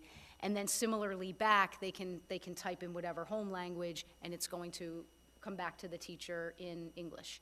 And so that, I took a quick poll. I have just over 50% of the staff currently utilizing it under this full pilot year using talking points. And overwhelmingly of those folks using it, they're having much greater volume of communication with families of their students. So that's been a great app to have, and again, that's been funded through contracted services, so thank you for that. And we've got some more celebrations. Just with some more, I know this is a little more district level, but having more EL support staff for our students, you can see that just through the funding of 3 part-time interpreters and translators. Again, I know that's more district level, but it absolutely filters in to assist us at the high school level with translators and interpreters, just providing that opportunity to effectively communicate with our staff, our teachers and our administrators, district-wide and specifically at the high school. And then with our security staff as well. So the budget increased, of course, last year to allow hiring of 2 additional building access attendants at the high school, which it serves on part of our security team, for a total of up to 6 staff members. And we'd had some turnover through the fall in the first semester, but we are back at that full staff of 6. And that's incredibly helpful at the high school level for just building management. And really, they're jacks of all trades, too, some days. We're having them assist us on bathroom duty and all kinds of things. But things that are very, very important for maintaining safety and security in our building every day for students. So very much appreciate, again, that's definitely a celebration on our end due to the budget. We appreciate it. Areas of focus moving forward. So we are really digging in at the high school on our instructional vision and our instructional model, which I definitely look forward to talking with you more about beyond this evening's presentation. So just starting on the right-hand side, for our areas of focus moving forward and what we would need supported through our budget is just that continuation, like the other schools as well, right? Continuation of the funding and support for our content-specific professional development to support high-quality teaching and learning, those high-quality instructional materials, equity and access across the board. So on the left-hand side, just some of those meaningful partnerships that we have going on that we absolutely want to maintain. First and foremost, our partnership with the Barr Foundation. That is more a grant fund, but even the things that we're receiving through grant funding, again, we're able to receive those because of your support overall, so much appreciated. I know Mr. Busey spoke about GLEAM. We also have that partnership because, as Mr. Busey said, it's a 6 through 12 partnership for ELA, and just like at the middle school, at the high school level, starting Monday, we're going to start piloting some high-quality instructional materials in ELA and also in mathematics. We have other partnerships through our social studies department with Facing History and ourselves. Our science department has had some great push in professional development through the Massachusetts Life Science Center. I mentioned our Idioma partnership, and we continue, and I'm really proud of this, our partnership with Mass Insight Education, formerly the National Math Science Institute. We've had a partnership with them for close to 15 years, Mrs. Byrne? 2009, 10? Okay, yeah, so for a very long time, and that's for, of course, our AP programming, specifically our AP programming in ELA, math, and science. So each year we're sending our staff to receive really high-quality professional development. I received it myself when I was an AP teacher as well. It's some of the best around, and it just translates into providing really rich opportunities for our students. And we still, I'll boast about it. We offer 22 AP programs at Peabody Veterans Memorial High School, which is the most in the whole regional area. So continuing that partnership with Mass Insight Education is critical for us too. Other areas of focus, of course, continuing our co-teaching initiative, looking at our program of studies and always, kind of how we can make improvements there for what's best for kids. I really look forward to coming back here in a few weeks, and I'll be presenting our program of studies and some of our updates that we would love to incorporate into that for the 24-25 school year. So definitely continuing to make that a focus for us. Ways that we can always improve communication with our families, whether that's through talking points, which clearly is something that's working really well right now. Just looking at where we're still working on rewriting curriculum or building up curriculum and building in exploratory learning. Again, that just ties over to our work with some of those partnerships and incorporating high-quality instructional materials. And similar to Mr. Busey and the middle school, just kind of looking at what technology upgrades and updates that we can push into Peabody Veterans Memorial High School to support our students. For instance, Promethean boards, I think we only have about, for the faculty that we have, we only have enough Promethean boards right now to cover about 10 to 15% of our staff. A lot of our teachers are kind of still working with projectors, whiteboards, so working with technology, but not the most high quality technology. So we're, kind of slowly trying to, always bring more of that on board. So that's a little bit there. As far as additional considerations, and the way I put this together, it is really around staffing as well. And so the first item there is we are undertaking with absolutely Mrs. Shannon Spinoza, our CTE director, taking the full lead on this. We are underway with creating a new innovation pathway in business and financing at the high school.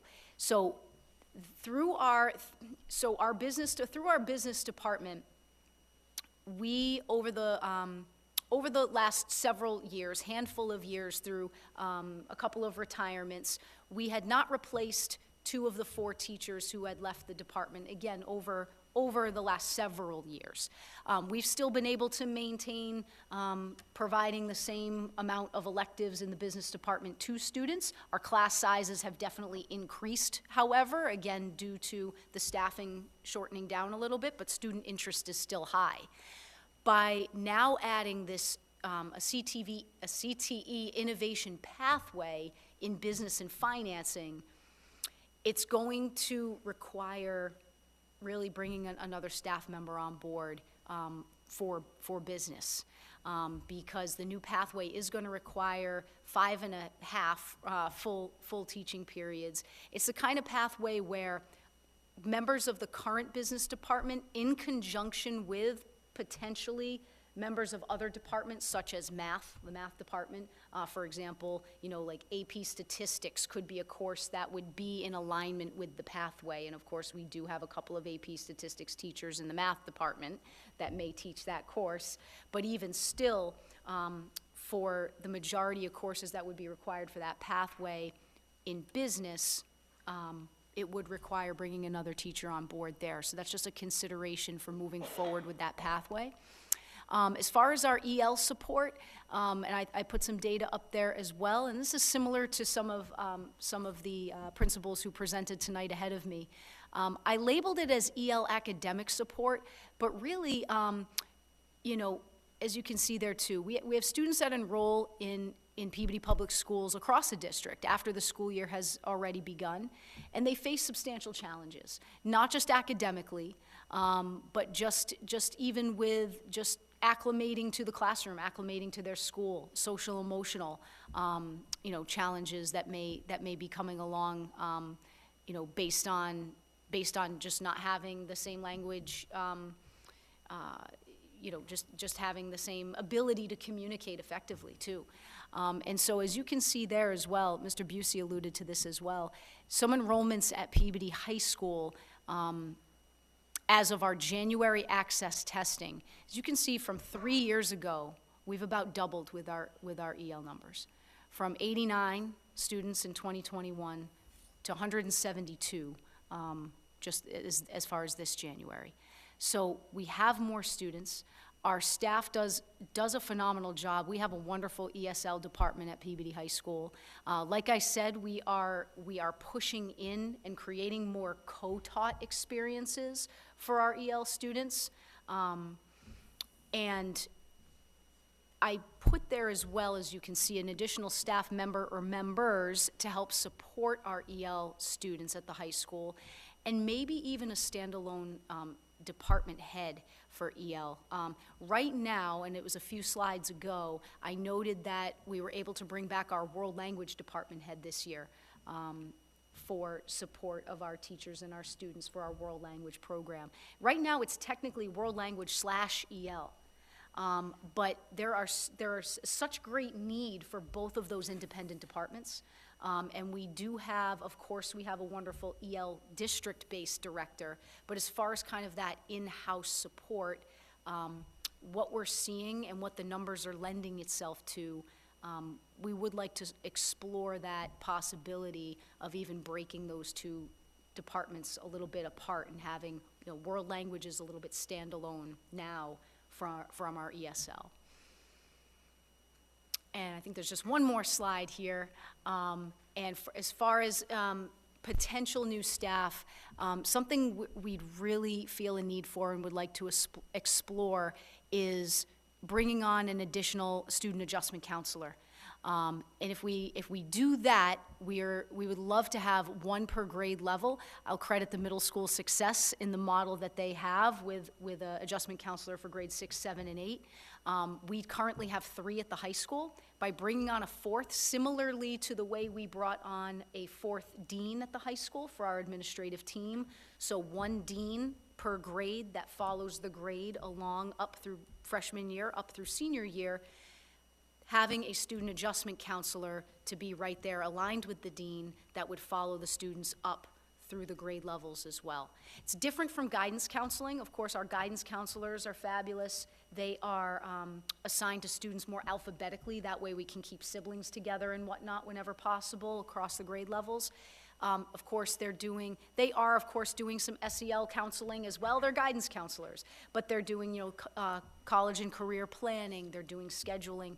Our student adjustment counselors are really more intensive for our SEL needs for our students. And this is something that we feel would be really beneficial to consider. And then finally, and Mr. Busey also spoke to this one for the middle school as well, is a reading interventionist. We currently have 1 staff member who's a reading interventionist at the high school level, and do anticipate an increased need as we move forward to support students across all academic grade levels. And again, this additional consideration was made in conjunction with Mrs. Crompton as well. And so that, I believe, is where we're at. And so I'd like to thank you all again, Dr. Vidala, thank you for your ongoing support, Dr. Higgins, Dr. Chase, Mayor Betancourt, and of course the whole school committee, and the wonderful, wonderful staff at the high school and our incredible students. So thank you all. Thank you, Mr. Randall, that was great, thank you. A lot of information, probably a lot of questions. Mr. Miko? Yeah, sure. Chair, just very quickly, you said a lot, there's a lot there. I think one of the words that you missed was pride, and there's a ton of pride up there. We see it at athletics, we see it academically, we see it at the performances, we see it outside of school when students are performing outside of school. So I just want to thank you and your staff. It really is a special place, and it doesn't go unnoticed. We see a lot of pride up there, and it's and we're looking forward to a new building in a few years. But thank you for all that you do. Thank you. Thank you very much. Thank you, Mr. Miko. Mr. Olympio? Thank you. Thank you for all you do. And just to piggyback on what Mr. Miko has said, I've had a lot of parents and even students come up to me in the last couple of years and come out of their way to tell me the culture change up there. And that really starts with you and your staff. And it really is dramatic. And I just want to thank you for that. So that's what I'm hearing from parents and really students as well. So just wanted to let you know that. Thank you very much. I really appreciate that. Thank you, Mr. Olympio. Mr. Swanson? Thank you. Ms. Randall, thank you for coming up, and I second what Mr. Olympio and Mr. Miko said. I've talked to you about this before. We hear it from our kids, other students that are in the building. We see it with the families that we know throughout the city. But I think one of the things that's really impressive is to talk to your staff and see the pride and how well they're invested in our students and how they want to succeed. And I appreciate you and your staff for taking that Mr. Busey's providing you and preparing them for the real world, preparing them for the next steps. Is it the workforce? Is it going to college? Is it going to a secondary school for a trade? They're coming out prepared. And we've known that from last year's class was very impressive. This year's class we see is going to be very impressive, and I know that the next couple of years is going to be impressive as they come out for whatever they choose to do. So thank you for that. Thank you for preparing them. To Dr. Vidala, through the schools, and kind of really hit me, Ms. Randall's presentation, ESL support and staff. Are we taking data for what we have anticipated flowing through the schools now? And are we also taking into consideration what we are hearing for the families that we'll be hosting? We know this is going to be a big burden on our schools, and the support for the schools as well. ESL and the intervention, are those staffing numbers going to be part of your presentations for us? Absolutely, and I was going to kind of wrap up as well. As Ms. Randall finished her presentation, that's the 10th school, and then 11 if we include the virtual school that we also heard from. Nothing in their presentations have surprised me because we've met and we've been talking about it. There are a lot of asks in these budgets. However, they're not asks that I don't think that we can fit into the budget. So I have anticipated these. They're very thoughtful from all of our principals, and we do believe that we can incorporate all of these things as we present to them. They're not pie in the sky, fluff type asks. They're very thoughtful. They're very much aligned with what we've been doing, what we've been growing over the past 4 years now. And as far as the high school goes, with a growing population and our needs, we believe that these asks are necessary and that we can incorporate them into the budget. In terms of our elementary needs, the fact that center school is coming offline and we're able to redistribute some of the staff, we do think that we can complete these asks and limit the class size due to that change, and we'll be able to incorporate more interventionists. We will be receiving some additional funding through grants and things like that, which we'll be able to, as Mr. Hockman has asked for, to incorporate and show, what can go into the appropriated budget, and then what are some additional things that we can offset through grant funding to make sure that we're supporting our kids and make sure that we're supporting our staff and our schools. So I do think that we're well positioned. The big answer comes tomorrow when we get the initial number from the governor, but we've planned really well. I think the asks that our principals have been very thoughtful, and they're targeted in the areas that we really need. So when I hear we need additional funding for our science teachers and for our art supplies, that's needed. And it was, I think we looked at increased funding there last year, and it's made a huge difference. And I think those are things that we want to continue to do. Support and professional development for our teachers is critically important. And then, of course, the social emotional needs. And over time, I think when I came in, we had 1 school adjustment counselor at the Higgins, and we upped it to 2 and then to 3 so that they had 1 per class. And now we have 3 at the high school level, so incorporating a 4th next year is also something that is necessary to support the needs of the kids. And I see, as we ask slowly and we grow over time, we're able to incorporate that into the budget and to make it sustainable. So it's my long-winded way of saying that nothing has surprised me from these presentations, and I do think that when we present the budget, all of this will be incorporated into it, and we'll have those rich discussions with the committee to make sure that we're meeting the needs of everyone. Thank you. And I have one more for Ms. Randall. Sure. I should know this, but I'm going to apologize because I'm not thinking straight today. Did the open house at the high school happen already, or is it happening scheduled? No, I'm so glad you asked so we could promote that this evening. I was going to say, all right, good. So, as you promote this, I ask, what can we do to help you get, as I want to make sure that we, as a community, as a school committee, can help you, help families see beyond the building and see Yes. what you and the staff are there for, and how well our kids are getting educations within that building beyond the structure, and make sure that Absolutely. they have that vision. Absolutely, absolutely. Just trust us and come through the front door. I hope it's going to be Tuesday night, February 6th, is our Peabody High School Showcase night. It'll be from 5:30 to 8 p.m. We increased the evening by just a half an hour based on feedback from last year. We did a 6 to 8 p.m. and the feedback was overwhelmingly positive, and the only downfall was folks said, I wish I had a little bit more time to explore kind of some of that free that free time beyond the rotations that we put together, so they could explore some of our clubs and activities a little bit longer, or go back and explore maybe something from CTE that they wanted to get a second look at. So we did increase the time just by a half an hour. That way our initial presentation won't cut into that rotational time that 8th grade students and their families that come can have to explore the wonderful opportunities that we provide, because we do provide an outstanding education at Peabody High School. So, you know, we hope that all graduates of Higgins Middle School for this year are going to come up and be with us. We'd be glad to have you all. So, thank you for that. Absolutely, and please make sure that all of our sports teams awards are in the lobby, all of our performing arts awards are in the lobby, all of our athletics, all the awards that our students have won over the last couple of years are present to show the depth of the experience and the education that was in our school. We'll have to make a tunnel then. That's fine. That's fine. It should be like that. They should see everything. Thank you. Thank you. Thank you, Mr. Swanson. Mrs. Dunn? Thank you, Mr. Chairman. Actually, this is just to follow up on what Mr. Swanson was saying. With your open house and the showcase, I know that that's geared towards our 8th grade students, but I'm going to be really, really honest with you. I think we need to make sure that people, even in the elementary schools, know about the offerings at PVMHS. I am still continually amazed by people who have lived here for many years, they're raising their family, and they have no idea of the offerings at Peabody High School. And when they find out, they're absolutely shocked.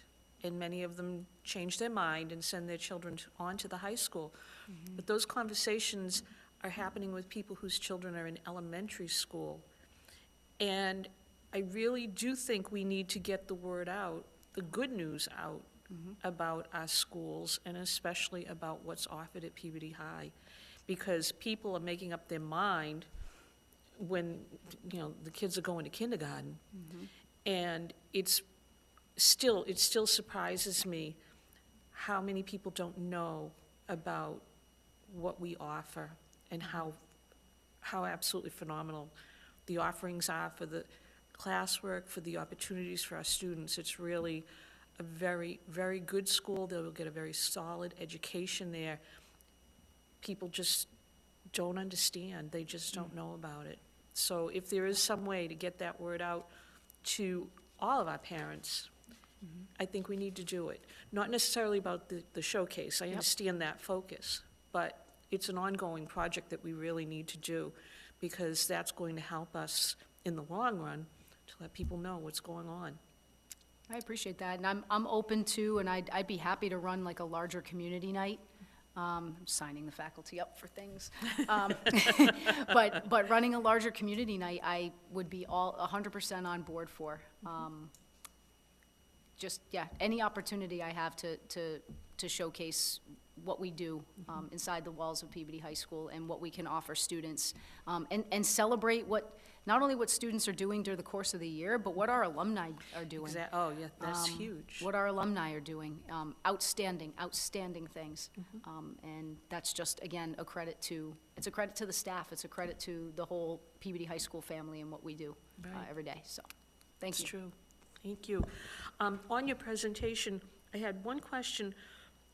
The innovation pathway, is there a hope that that will eventually turn into a Chapter 74 program? Yes. Okay. Yes. It starts out not as such, right, but over time, and again, kind of a lot of what we are currently working on, and the innovation pathway being one, with some forward thinking about other potential expansion with our CTE programs, we're hoping really does align with the opening of a new structural building too in 5 to 6 years. Exactly. Yeah, because that's the plan. Yeah, that's the plan. Thank you. And then, just a point, I would like to request that the slides we saw on the screen be integrated into the agenda and preserved for tonight's meeting. They're different than the slides that we received on Friday. You updated yours. Yes. And I first noticed it when we talked about the library. I thought that just got cut off the bottom, and I wrote it out so we could quote it, and you gave a great quote that should be verbatim in the bracket that it's doubled. And then I noticed it going forward on some of the other slides. So I just want to make sure that that is absolutely preserved because it's important. There were just a few things that had changed, and basically it's a lot of the things at the bottom of the pages from the library on our copy, not on your copy. Your copy was much more in-depth, so that's the one we really need to save. Yeah, I'll make sure that these updated ones get put into the school committee folder. Okay, thank you. Great. Thank you. Thanks, Ms. Randall. Thank you, Mrs. Dunn. Mr. Hockman? Thank you, Mr. Mayor. Thank you, Ms. Randall. Boy, I really like the phrase that Mr. Swanson just threw out there, the depth of experience at Peabody Veterans Memorial High School.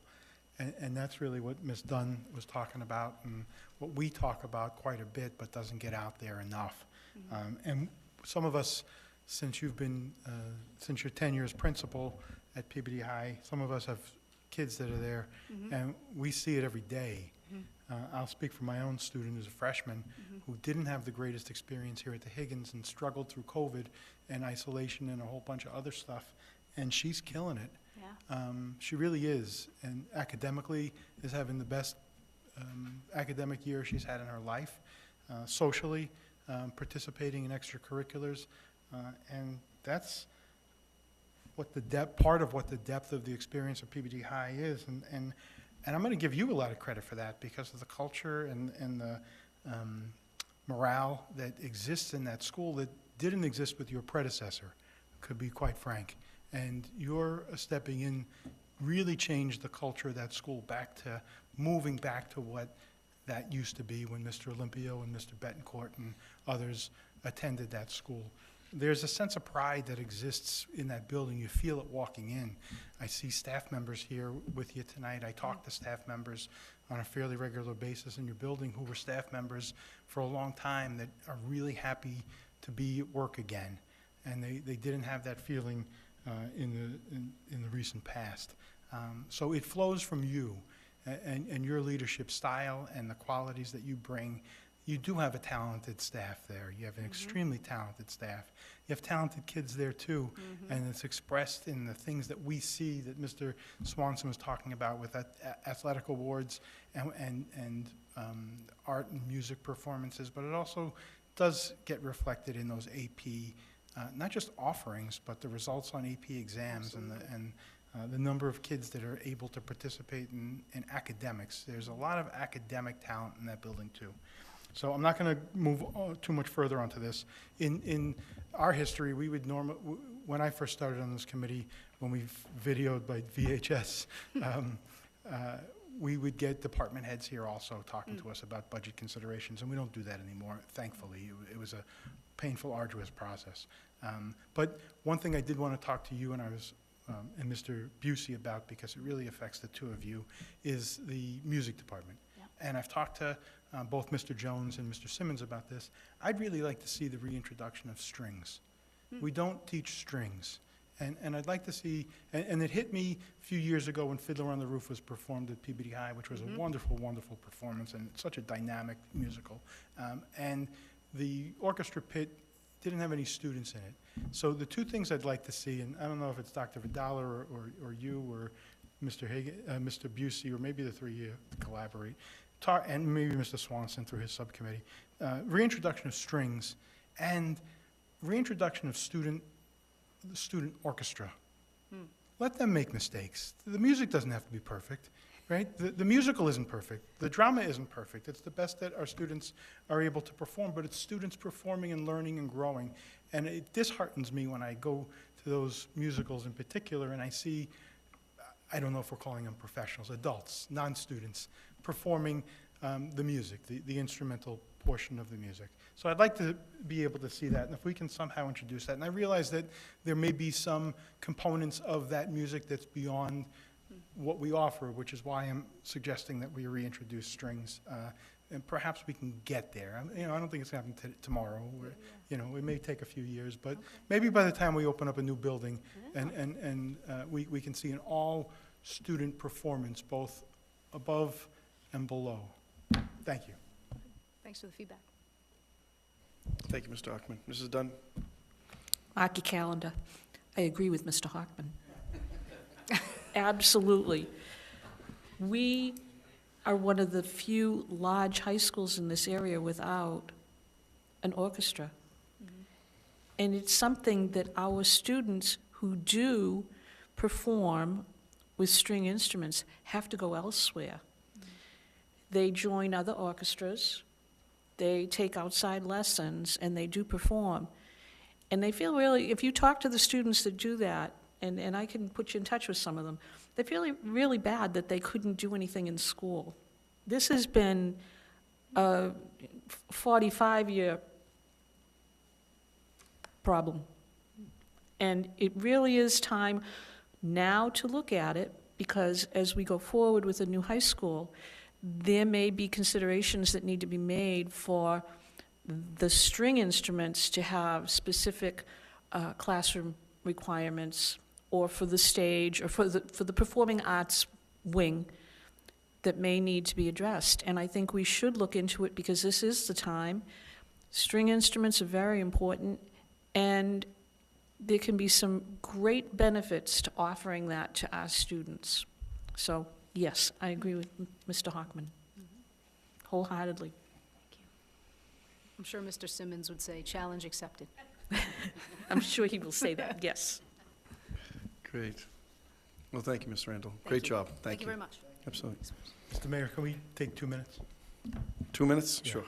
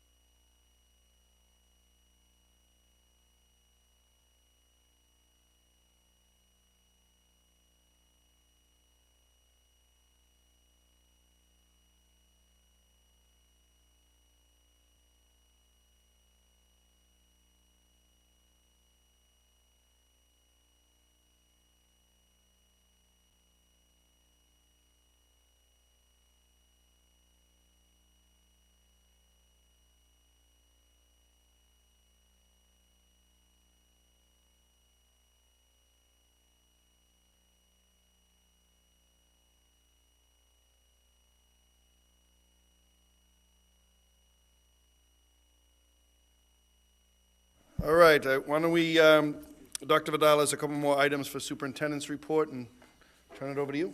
Thank you, Mr. Mayor. So the next item is just the first draft of the calendar. No vote this evening, just the first reading of it, and just a chance for everyone to take a look. So a couple highlights, just for people to see. Our new teacher orientation will be that third week of August. Teachers will report on the 27th, and then we'll have freshman orientation that week as well. The first day of school for all students will be after Labor Day, so Tuesday, September 3rd. One thing that I would like to point out, which is a little unique, the December vacation appears a little bit longer. Next week, we're looking at Friday the 20th as the last full day of school. We've opted for the 23rd to be a no-school day. I think a one-day school week is probably not in our best interest. And then we would return back on the Thursday the 2nd, following the new year. And that would end us at Friday, June 20th for the last day of school with no snow days. And then we'd have the following week to have if there were any snow days. So this is the first reading. There's quite a bit on here.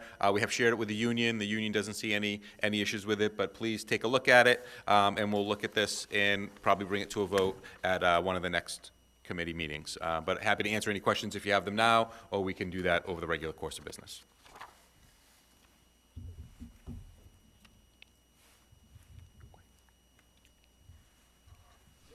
Mr. Hockman? Just a quick preliminary. Thank you for giving it to us for first view. I just note that March, second week in March, where we have PD for two different schools, right? One on Thursday, one on Friday. Is that what I'm reading? The 13th and 14th. 13th, that's district-wide. Typically, we do the early release and then the full day off. There was a conflict with the middle school. So I'll take a look at that on the 20th, why that's different. Yeah. And then we'll bring that back. And is there a way to spread those out? So we did negotiate with the teachers union, so it is contractual that we have a day and a half of district-wide PD in the middle of March. That was in place of the day after the last day of school. It was embedding it in the school year. So that way, it's right before testing season, and so to have a good day and a half of PD, and it sort of breaks up that month for families. Thank you. So I'll get back to you on why the other day is like that, though. Thank you. Any other questions? Okay. Thank you. And then the last item here is the annual baseball field trip down to the Cape. They have a trip down to Barnstable, and they play preseason down at Barnstable High School in Plymouth North.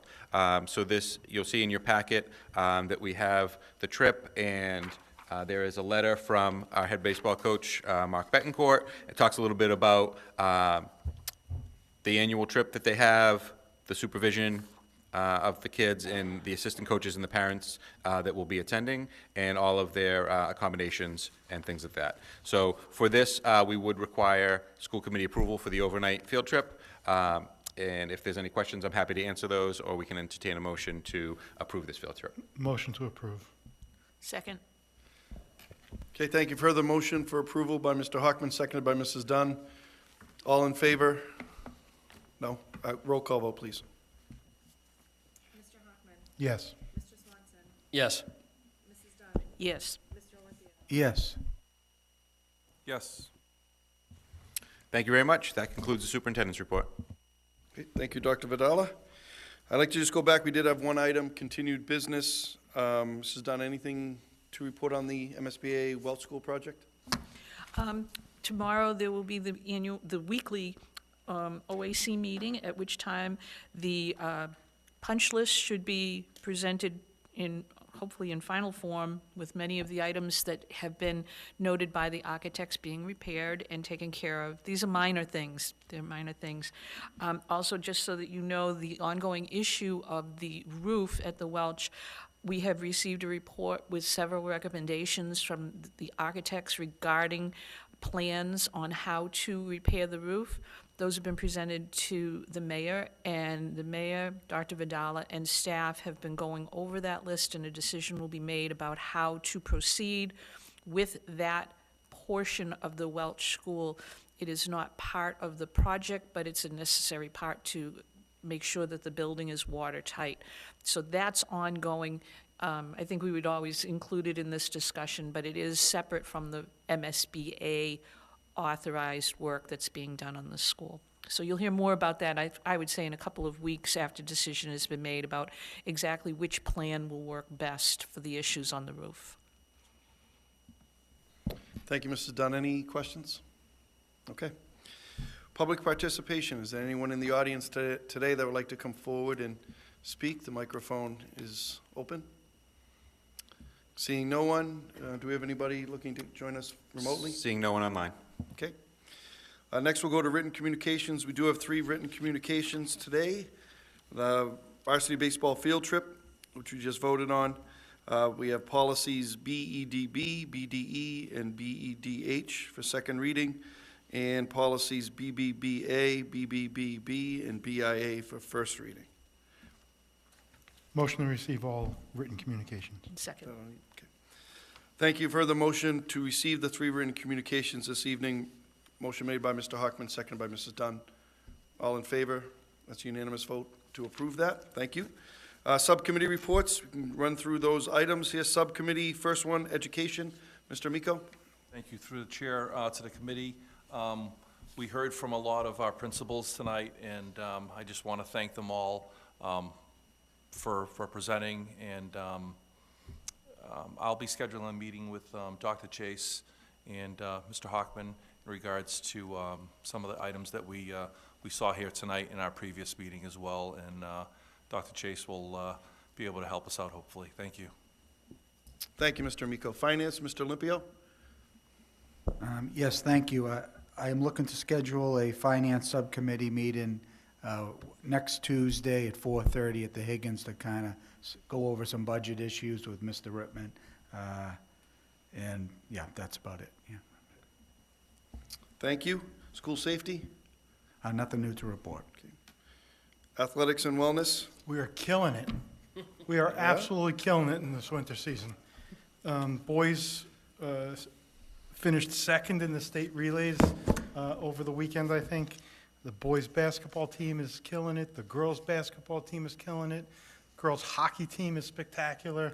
All the cheerleading squads are enthusiastic and participating. We're just killing it. On another front, congratulations to Joe Mauer, Adrian Beltre, and Todd Helton for being elected into the National Baseball Hall of Fame today.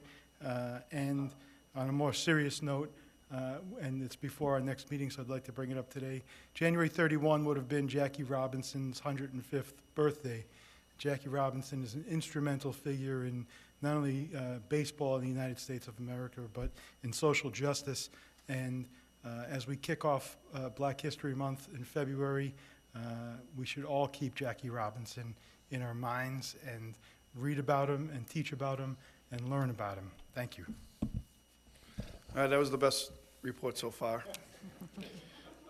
Quality and standards, Mrs. Dunn? Thank you, Mr. Chairman. This evening, we have some policies up for second reading and others for first reading. The first policy to be put forward to you for second reading this evening is entitled Agendas. It's file number BEDB, and it reflects our current agenda and how we proceed through our work at night.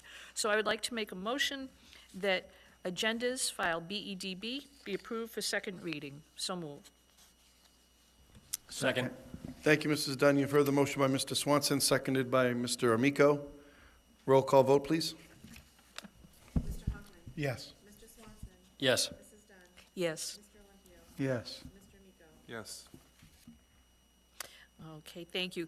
The next policy before you for second reading is entitled Subcommittee of the School Committee, and it's file BDE. This is before you for second reading, and it reflects our current standing committees and has been updated to do so. So I'd like to make a motion that file BDE, Subcommittees of the School Committee, be approved for second reading. So moved. Second. Thank you. You've heard the motion by Mrs. Dunn, seconded by Mr. Swanson for approval. Roll call vote, please. Mr. Hoffman? Yes. Mr. Swanson? Yes. Mrs. Dunn? Yes. Mr. Olympio? Yes. Yes. Thank you. The third policy to be presented this evening for second reading is file BEDH, Public Communication at School Committee Meetings. So I would like to make a motion that this be approved for second reading. So moved. Second. Thank you. You've heard the motion by Mrs. Dunn, seconded by Mr. Swanson for approval. Roll call vote, please. Mr. Hoffman. Yes. Mr. Swanson. Yes. Mrs. Dunn. Yes. Mr. Olympio. Yes. Mr. Amico. Yes. Thank you. The next two policies are before you for first reading. First, we have file BIA, which is new school committee member orientation. This has been updated to reflect the requirements with the MASC presentation that's required by law, and it just incorporates all of the language that we've usually had in our policy manual. So I would like to present file BIA, new school committee member orientation, for first reading. So moved. Second. Thank you, Mrs. Dunn. You've heard the motion, seconded by Mr. Swanson. For discussion, Mr. Hockman? Thank you, Mr. Chairman. Through you to Ms. Dunn. Thank you for doing this, Ms. Dunn, because I think it's an important changes to our policy. I would ask if you would consider adding something to this, or maybe to a different policy if you think there's a more appropriate place. We don't, if we could also have, during the orientation process, new school committee members meet with human resources to talk about certain opportunities that may be available to committee members. I don't recall having that discussion when I got elected initially, or any subsequent election, and I don't think it takes place, and I think it's something that is important and may benefit not only the member but the city as well. Actually, you know something, it may be appropriate at the, and I apologize, I don't have the file in front of me, but at the very beginning of our bylaws, or in section A of the policy manual, there is something in there about filling out, paperwork, and I'll look into that, because I think that's the appropriate place for it, and it may not have been addressed in the general policies, only because some school committees, there is no pay involved, there is no benefits whatsoever, so they wouldn't generally put it in, but I'll look into that. It's a good idea, because we want to update it for everyone. Thank you, Ms. Dunn. Actually, I'd like to mention that on this policy, we had a really good suggestion from Mr. Swanson, being the newest member. His insight was really very important for us to hear, and he suggested, the law says you have to take the orientation training within the first year of service. He suggested, and we worded it so that people who come on board will understand, we strongly recommend that the training be taken within the first 3 months of beginning your service.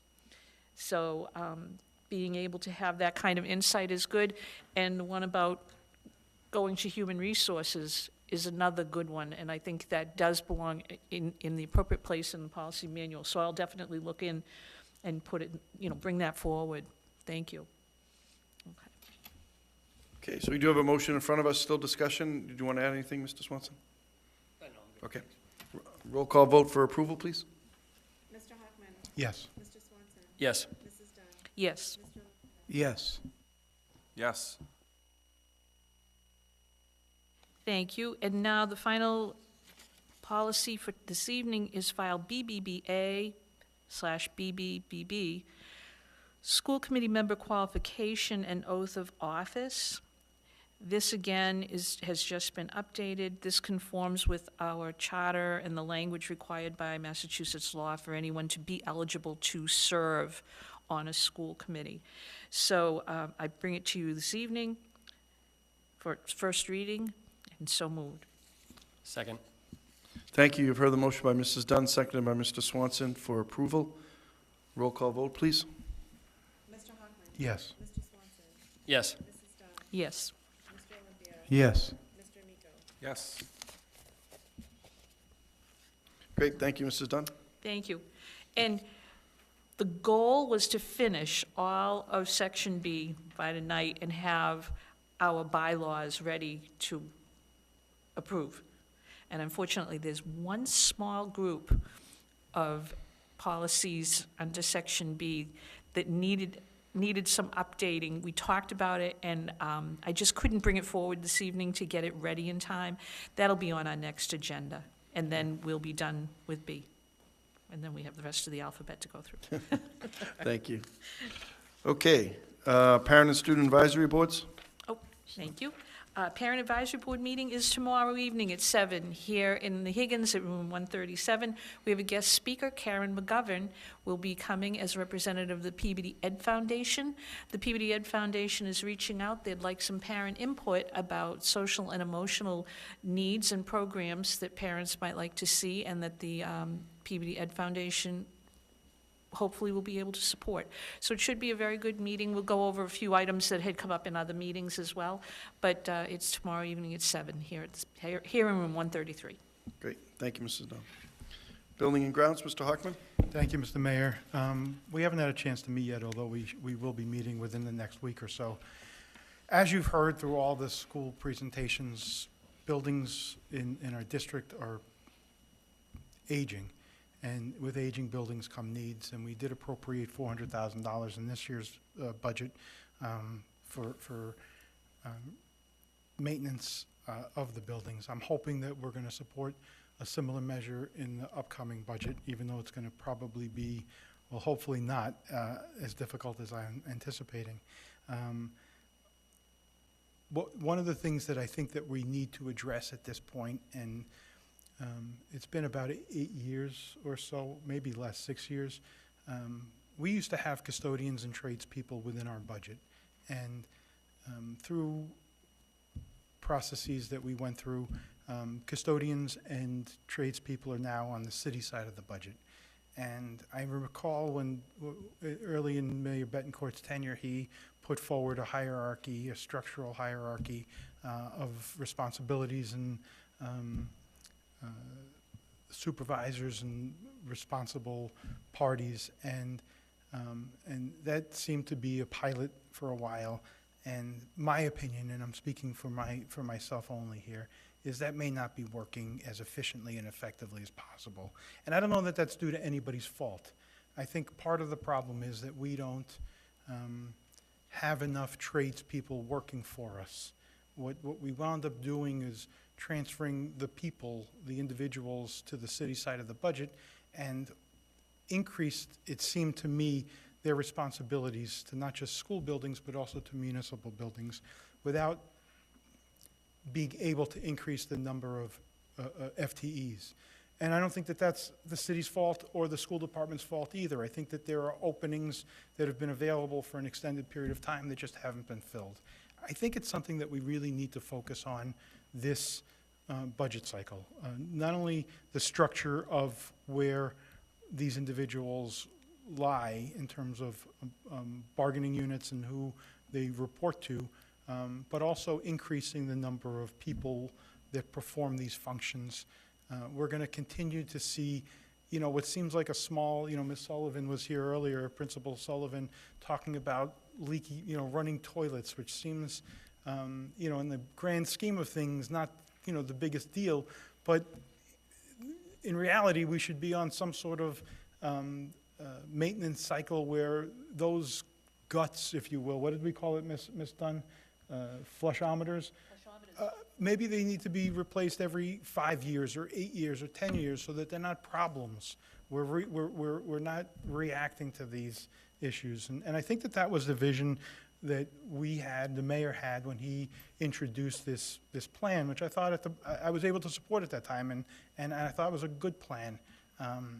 Because it was going to allow for a facilities director for the first time in the city to go around and analyze our buildings and recognize where deficiencies existed before they became catastrophes, and be proactive with regard to this maintenance. And recently, I think we all got clued in recently with a heating issue at the South Memorial School that was dramatic. I mean, there were classrooms that were in the 40 degrees and 50 degrees, and which we all know is unacceptable. And all the tradespeople know is unacceptable. I'm not looking to assign blame, but the response to that problem probably wasn't as quick, certainly not as quick as I would have liked, certainly not as, and I don't have any kids there, but certainly wasn't as quick as a parent of a student in those classrooms or a staff member in those classrooms. It should have been much quicker, and those tradespeople were strained. I'm not suggesting that they, somehow pushed this off or ignored the problem. They were strained with other problems in the city, and they're really, I don't know that there's a system in place to prioritize items as they come. As they come in, I think there's a system to prioritize them, but as people are out in the field doing work, meaningful work, I don't think that there's a mechanism in place, or at least I got the impression that there's no mechanism in place that allows for someone to say, hey, Joe, and I'm just using that as, not an individual, hey, Joe, I know you're working at the senior center or at City Hall or at the South Branch Library on something that's important, but we have, 20 kids and 3 staff members in a classroom at the South Memorial School that's registering 42 degrees. We need to shift you over there. Anyway, this is a long-winded way of saying, I'm not saying it's anyone's fault, but we need to address it. We need to address it financially. We need to encourage and solicit more people to fill these roles. And I think it's time, and we've talked about this. This isn't, I know the mayor and I have talked about this, the superintendent and I have talked about this. It may be time to rework that organizational structure so that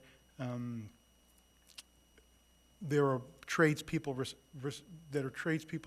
who are responsive, a little more responsive to the superintendent than they currently are. And I think that may be an issue within that hierarchical structure that exists now. And a part of that is because one of the components of that structure, a significant person or position in that structure, hasn't been filled. And that's on our side, and hasn't been filled for some time. So we do have old buildings. We do have a lot of great things that are going to be occurring. The Welch School project has been a huge success. Getting a new high school is exciting, for the entire city. And this new MSBA, or the revised MSBA program that allows for us to do roofs and boilers and things like that, certainly is going to help. But I think it's at this point it's a people issue. And it's not necessarily that, it's not, again, I'm not suggesting we have bad personnel, we just don't have enough personnel. All right, thank you, Mr. Hockman. I think we will be taking that up. I think so, yep. I think we need to. Okay, Special Education Parent Advisory Board, Mr. Olympio? Yeah, I'll be scheduling something in the coming weeks, just have to go over my schedule with other subcommittees. Good, thank you. And Performing Arts, Mr. Swanson? Yes, we have, tomorrow night is the Peabody Veteran Memorial High School Band's winter concert, and our stage 1 is preparing for their Drama Fest, which they did very successful, as you all know, last year, so they're preparing for another run this year. All right, and we have new business today, pasta pizza dinner. Mr. Amico, what do you got for us? I'll make this very, very quick and easy. We have our principal here still.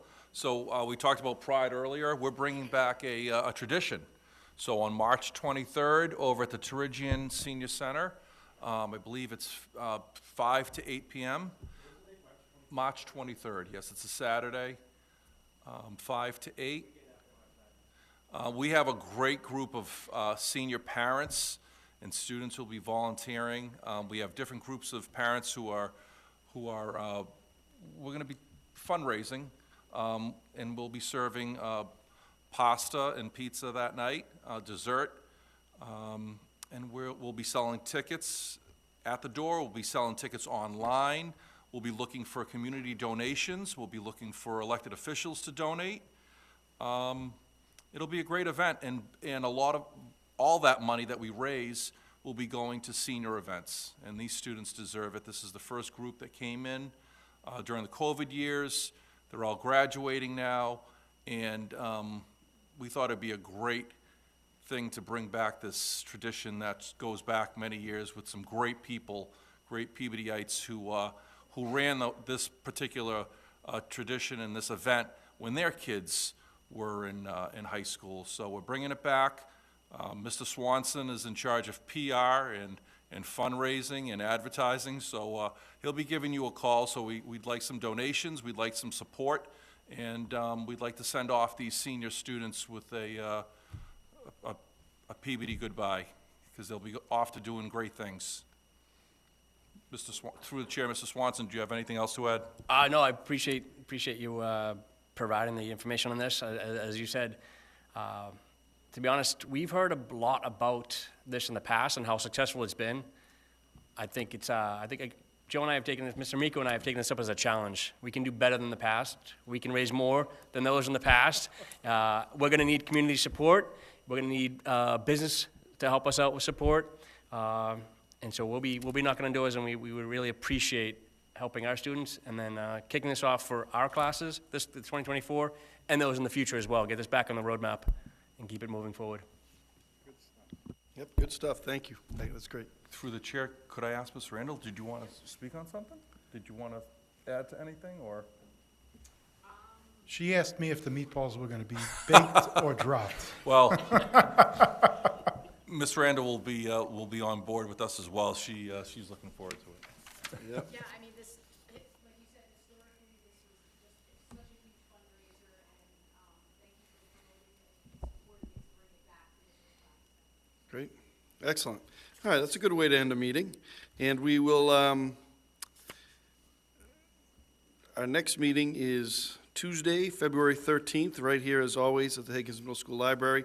Any items for that agenda can be handled in the regular course of business. Appreciate everybody. This was a good meeting, a lot of information. Thank you. Move to adjourn? So moved. All right.